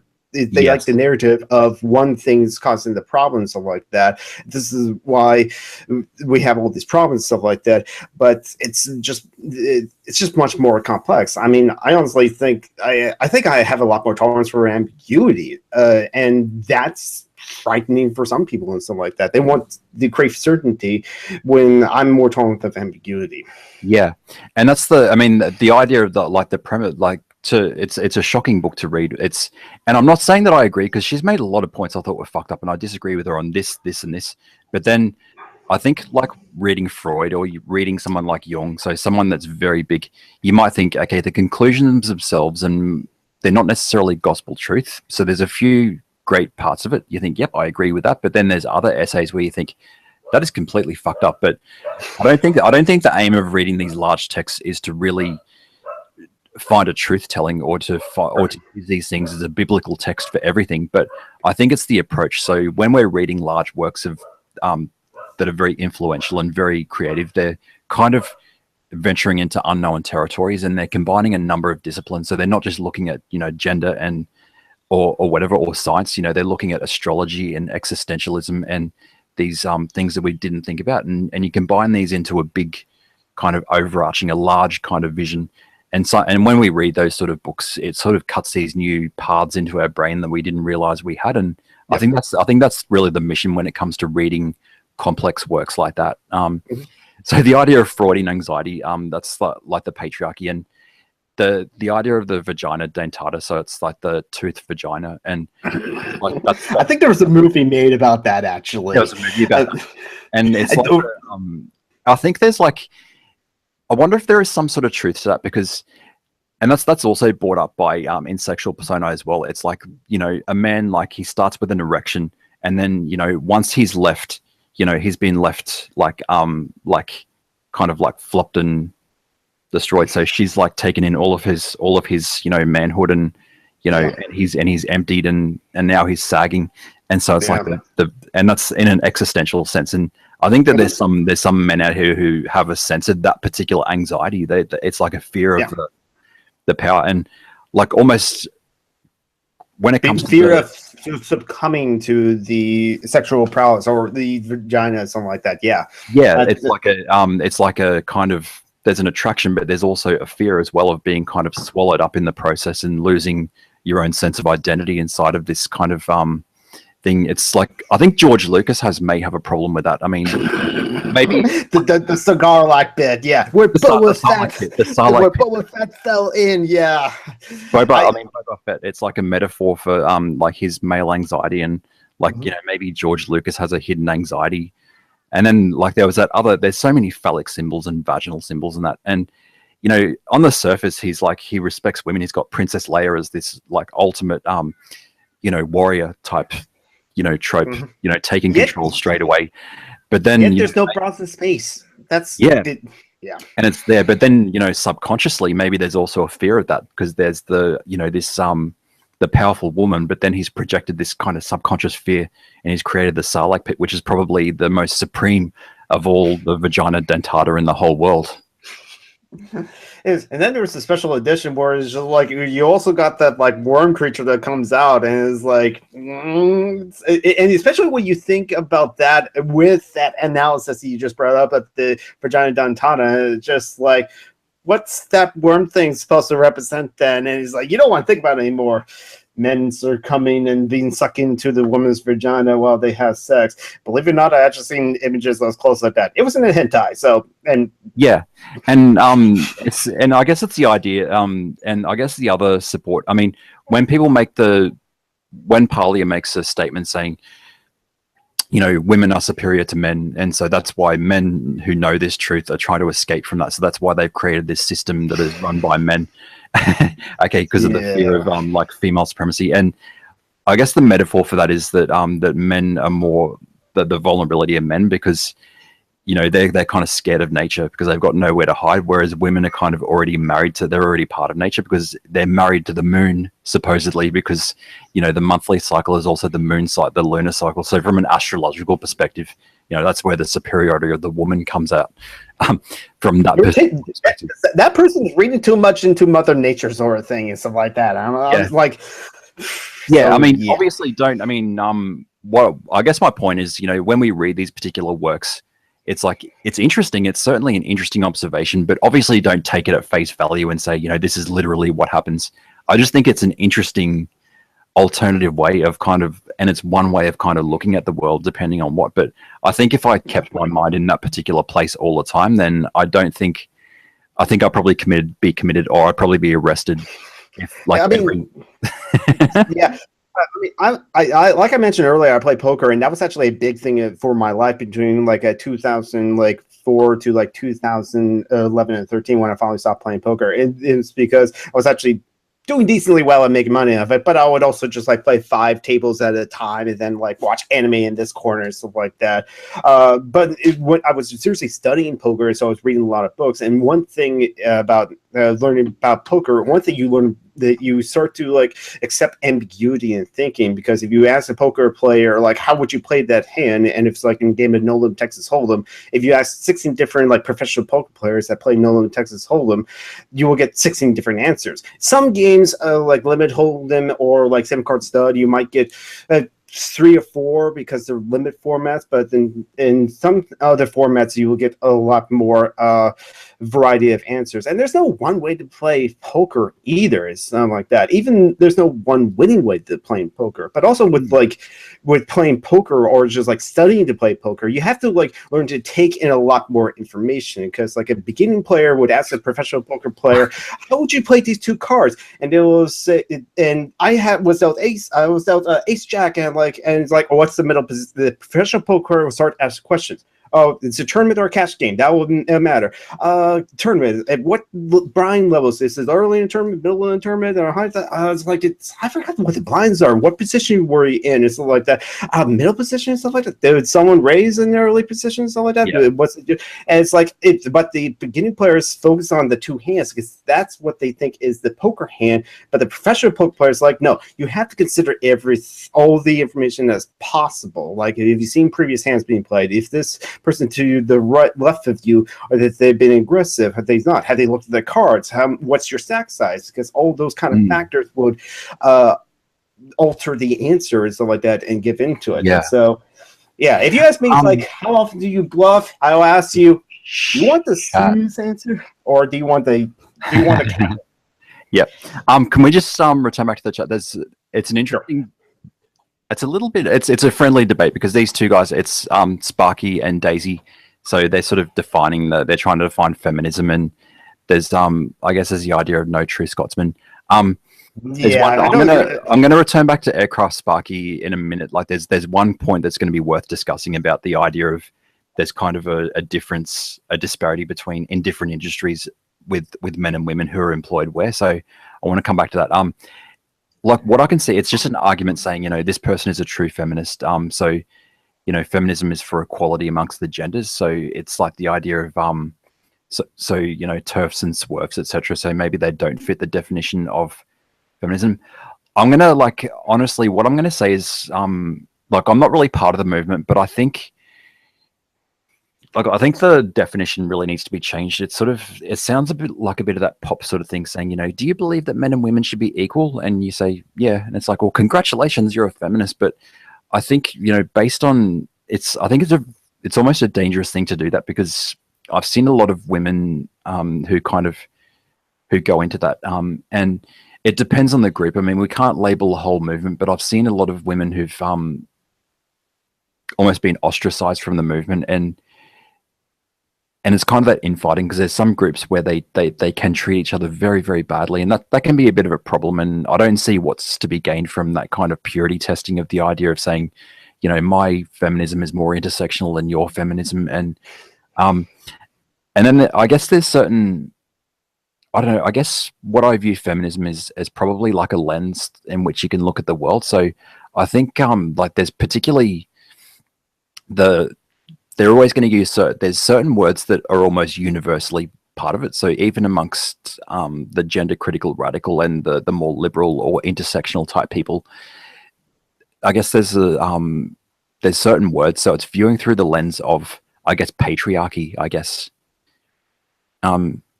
So yeah, I think it needs to, because, based on what the dialogue is and based on the tools people are using, I'd probably define it as a tool to look at the world. So I guess if you want to use the word patriarchy, and I can use a word that's similar to that, it's the same concept. It's basically that, men and women, like there's certain problems we have that are stemming from, I guess, a common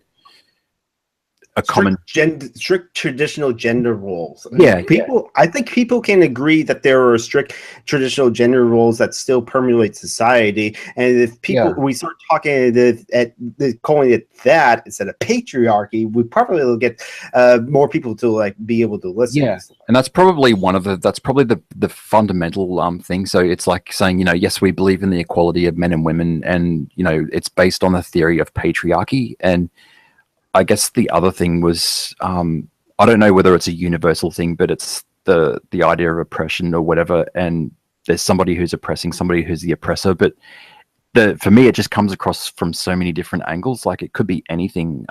So, obviously racism is a problem, but then, it could be your geographical area. So that puts you in a certain position. And I don't really like the certainty in which people use, because that's where the intersectionality, which I think is a good thing. Like I use it for myself, like in the men's issues, like you could argue that I am thinking in an intersectional way if I'm talking about trans men, you know, and how that's part of the, like how their experiences can be incorporated into the larger talk of men's issues. And if you're talking about age, like older men, you know, we're talking about another type of system or like societal dismissal of the needs of the elderly and the increasing disrespect. So I think it moves beyond the dictionary definition. So I'd say that, you know, there's obviously some common things. There's some words that are used that are very, very common, and maybe that needs to be incorporated into the definition, because at the moment I don't seem to think it's really adequate to say. It's kind of a very pop type. It sounds a lot like Everyday Feminism or BuzzFeed to say, like, you know, it's for the equality. You know, do you want men and women to be equal, etc.? But then some people think, you know, equality compared to what? Because there's also we need to fix other systems as well. So there's some aspects of capitalism that could be loosened up a little bit, where we can go a little bit more towards the social side, because, you know, based on the current thing, you know, yes, we can be equal, but then we can be equally miserable as well. Yeah, I agree. Yeah, and so maybe that's like there's certain expansions, but yeah, like the idea behind that when we think of, you know, patriarchy is like, because I think of it as just a sliding scale of masculinity where we're trying to be rigidly boxed into, you know, two different things, and you can still see some of it. Like you see a lot of male teachers, and there's still this kind of stigma against, you know, young men who want to enter into the early childhood of education, so childcare or, you know, teaching elementary school students, and there's the hysteria about pedophilia, and it's you know, and it's mothers and fathers, so they're to blame for kind of you know, posting these things on Reddit or whatever, and it only takes one. I mean, there's no. I even the media can be fun of that, because even though this was years ago, back when the TV show Friends was on TV, but that was kind of the storyline of like Ross being concerned of like a guy who's into touch with his emotions to be their baby's child giver and stuff like that, and so. The media perpetuating it is also part of the problem, as well as society as a whole. I think is I like to think of it as like, with like all the systems that we have in place, is like we just have like a century or centuries long hangover of all these problems that we have before. And change does just not happen overnight, and especially changing people's hearts and minds about these things. No, it's sort of it's a kind of paradigm shift that's gradually evolving over time, and I think like the way like what I see people doing is that, I guess the kind of feminists that I might follow, like even though I'm not really part of the group, and I'm kind of doing the same thing as well. So we're kind of contributing to the same solution on both sides. So I'm doing it from my end, and you know, and feminists are doing it from their end. We're kind of going after the same fabric of society as well, and you know, it's kind of like what we're doing is like, it's just a pole, okay? So there's like, you know, there's extreme masculinity, extreme femininity, and they're free to have those things if they like, because, you know, feminine women and masculine women, like they'll probably be attracted to each other, whatever. And there's people all over the place in the middle, and I think it's our job is to lube up that pole. Okay, can I reword that? Okay, it's gonna be. I like the theory and like that as unintentionally funny, but yeah, let's like grease the wheels of the spectrum. I don't know. Okay, yeah, lube up the pole. That's maybe not a good. Let's make a sign, you know, and let's all like get like all the men's advocates, all the feminists. Let's like hold the big signs. Lube the pole up. Oh my god, the unintended.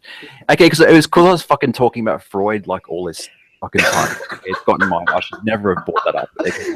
You should have brought up Freud. Now I remember it, and now I can't forget it. yeah. So I guess like Sparky and Daisy, they're kind of having their conversation about, I guess, definitions itself or whatever. So that's fine. Okay. Yeah. Thank you, Sparky. So lube the poll. So you've made a hashtag. Okay. Oh God. It's like, speaking of which, I mean, it was kind of on the Twitter, like I kind of fell into the trap. I made a mistake. I retweeted an article, and the article turned out to be fake. And so it's like, okay, it happens to the best of us. So I had to admit it. Well, that's an interesting thing, actually. Since you brought up like fake news and stuff like that, and all these fake articles and stuff like that. Honestly, it's like years ago, I read a book by Ryan Holiday. He wrote this back in like 2012. But more and more and more, as we've seen with like the fake news and stuff like that, like tomorrow's November 4th, or for you is today in like 30 minutes. It'll be today, November 4th, about the Antifa super soldiers, stuff like that. Ryan Holiday wrote a book.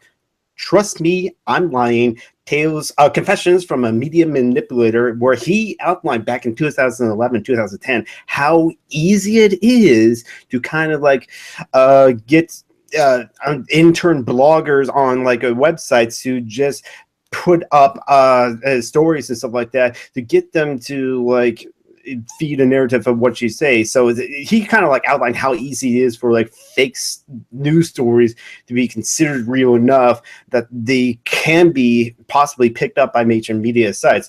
I mean, look at the Antifa super soldiers and stuff like that that's going on Twitter and stuff like that.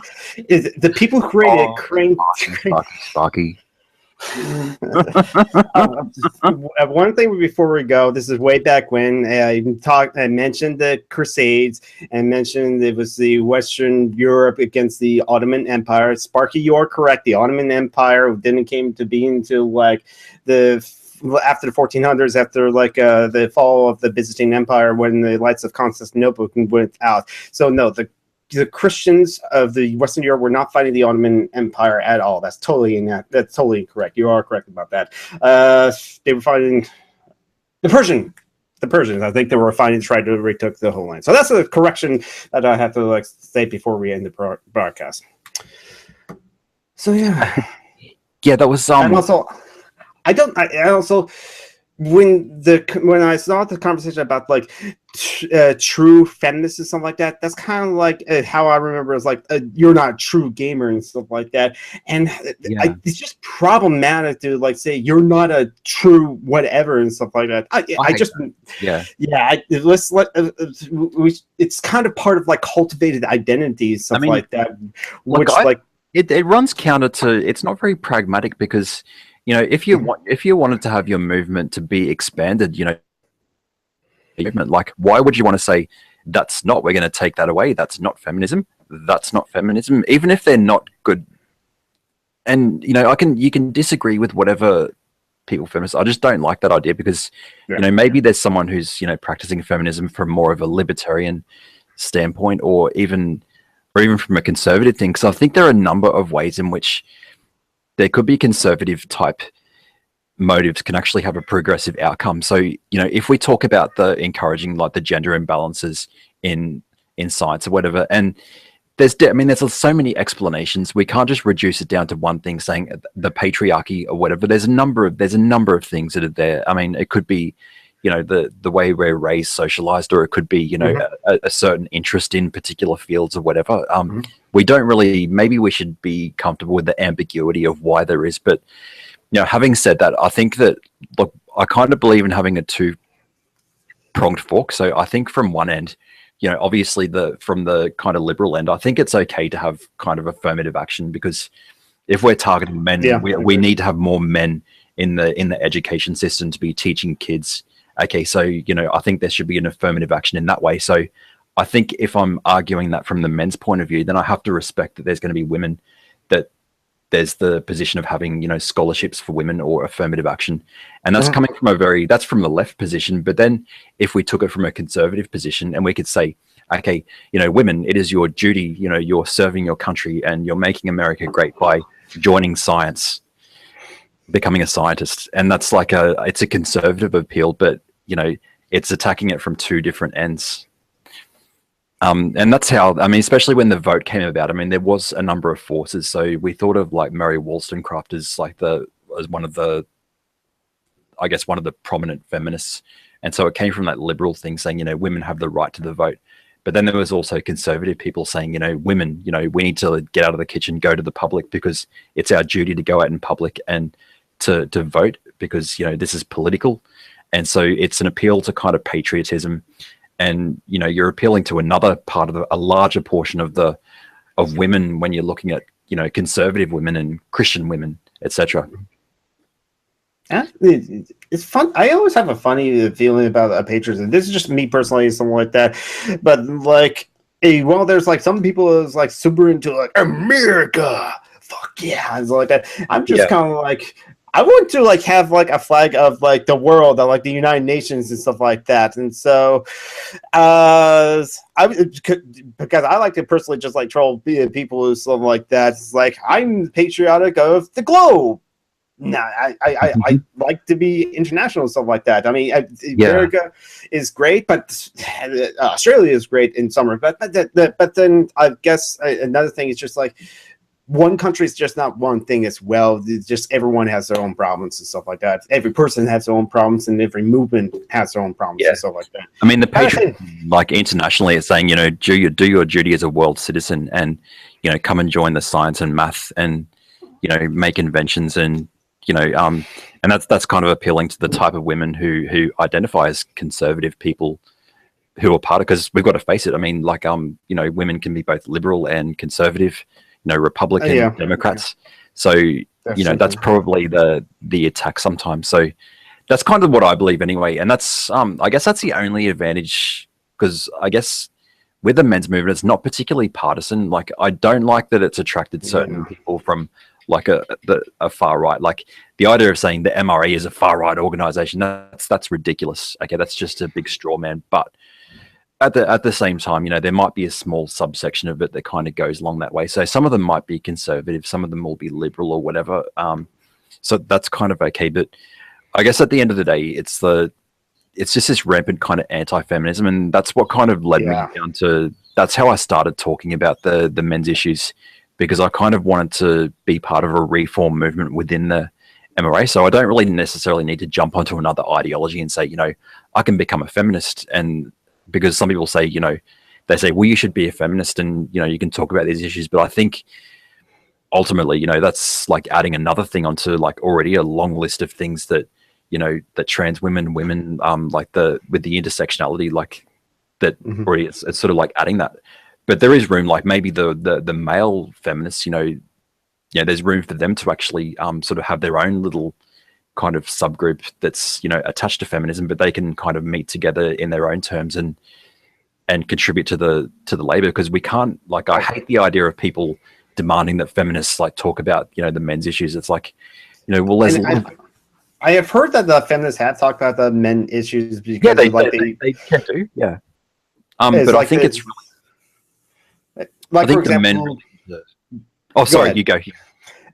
Just like, for example, of like the prison sentences for like women compared to men for the exact same crimes, and accounted for other factors. So that's the kind of thing. Is like, if people just like look at the data, I admit I have not looked at a lot of the data, because like I should start reading more papers and stuff like that. But other people have said to look at the data, and when the data says that men get in more harsher prison sentences for the same crimes compared to women, that is an issue, and so that's a legitimate issue that like the activists is justified in doing and stuff like that. And I think feminists have like pointed out, Bane 666 admit that like he's grateful that feminists look into those issues. Male genital mutilation, which I have a slightly different opinion on, but like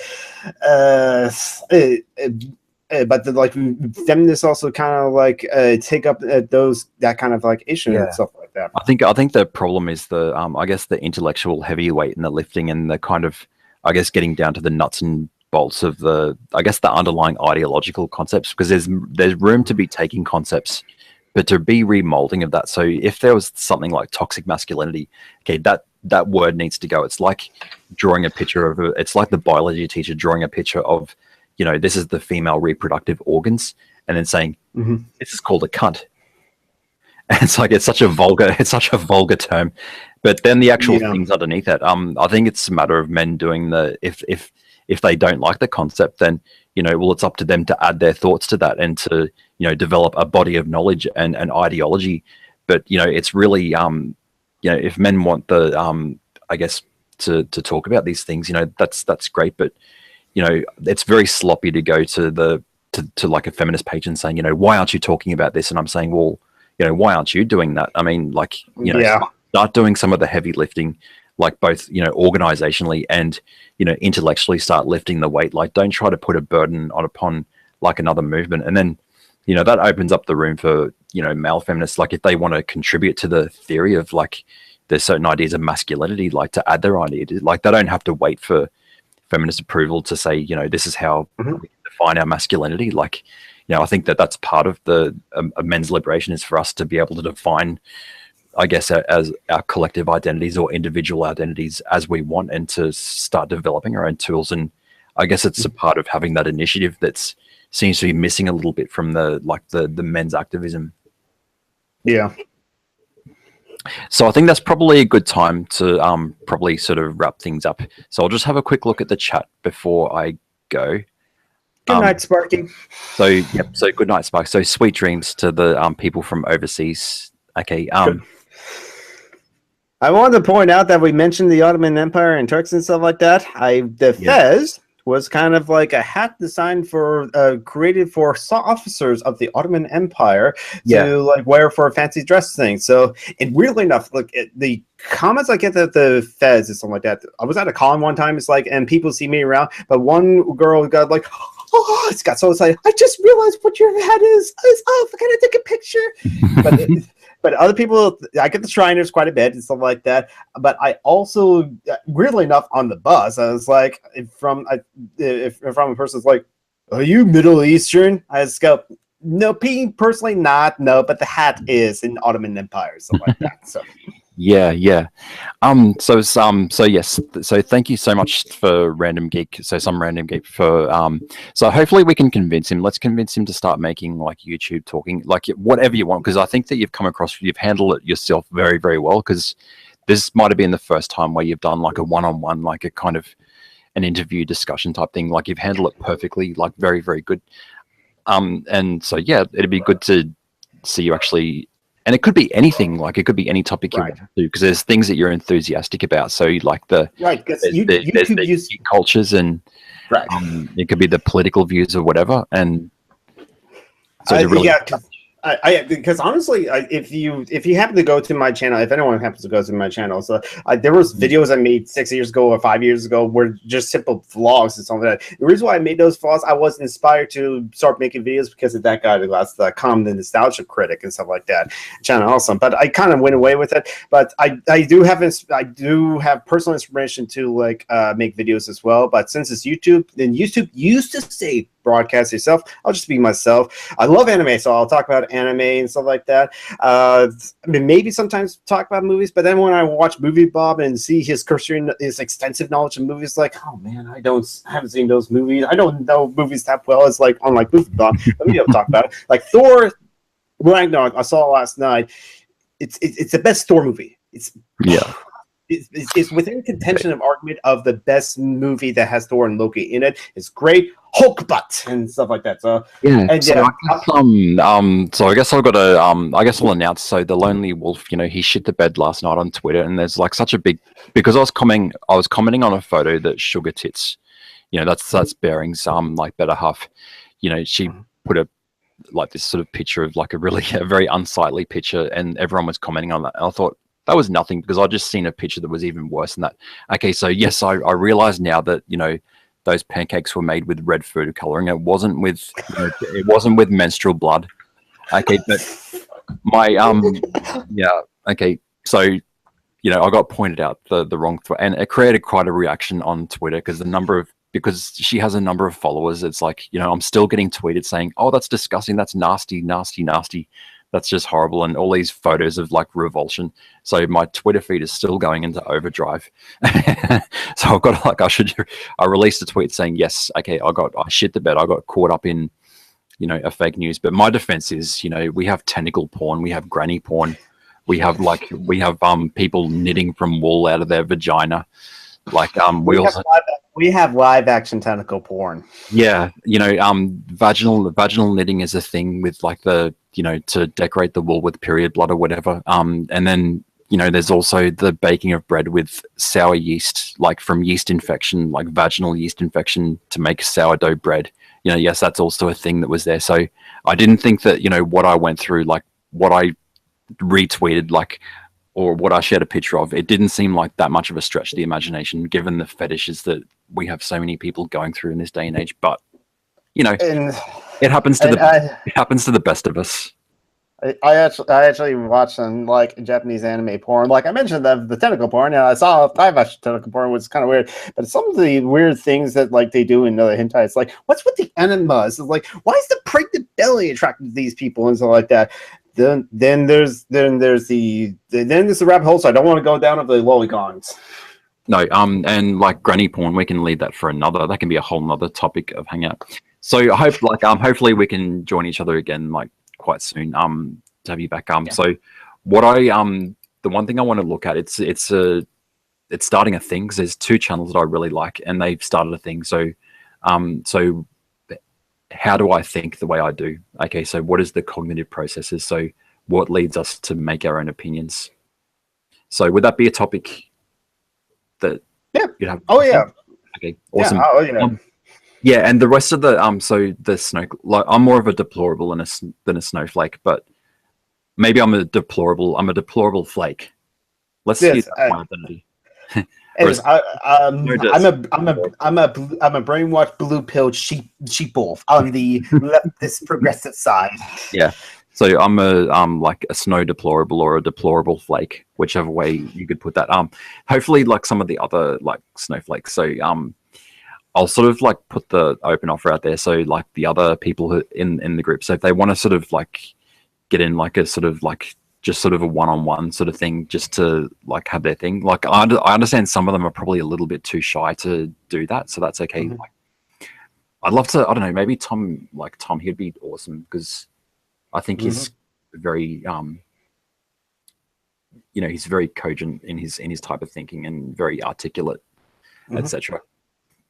Okay, so this is the Lonely Wolf. So thank you so much for joining me. So thank you to my guest, so Random Geek, for joining me for a chat. No problem. Thank you for inviting me. Yeah.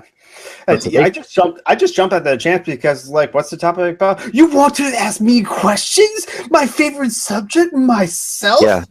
Yay! And you get to like and it's like you get to be the star of the one-on-one interview. So that's why I wanted to have like a just like rather than sort of like a, because I could have had a few other people on, like so I could have invited like Tom, etc. But I sort of wanted to go like one at a time through the list to see if people wanted to actually have like a kind of individual hangout. So it was nice to have like a just like a chat with the lads for today, like patriarchal shitlords we are. I mean, I have this as my mouse pad. Oh my god. Okay. So to the audience who are watching, so I hope you enjoyed yourselves. Okay, so thank you to those who contributed to the chat section as well. So you're always appreciated. And this is Troy, and I'll see you again in my next video.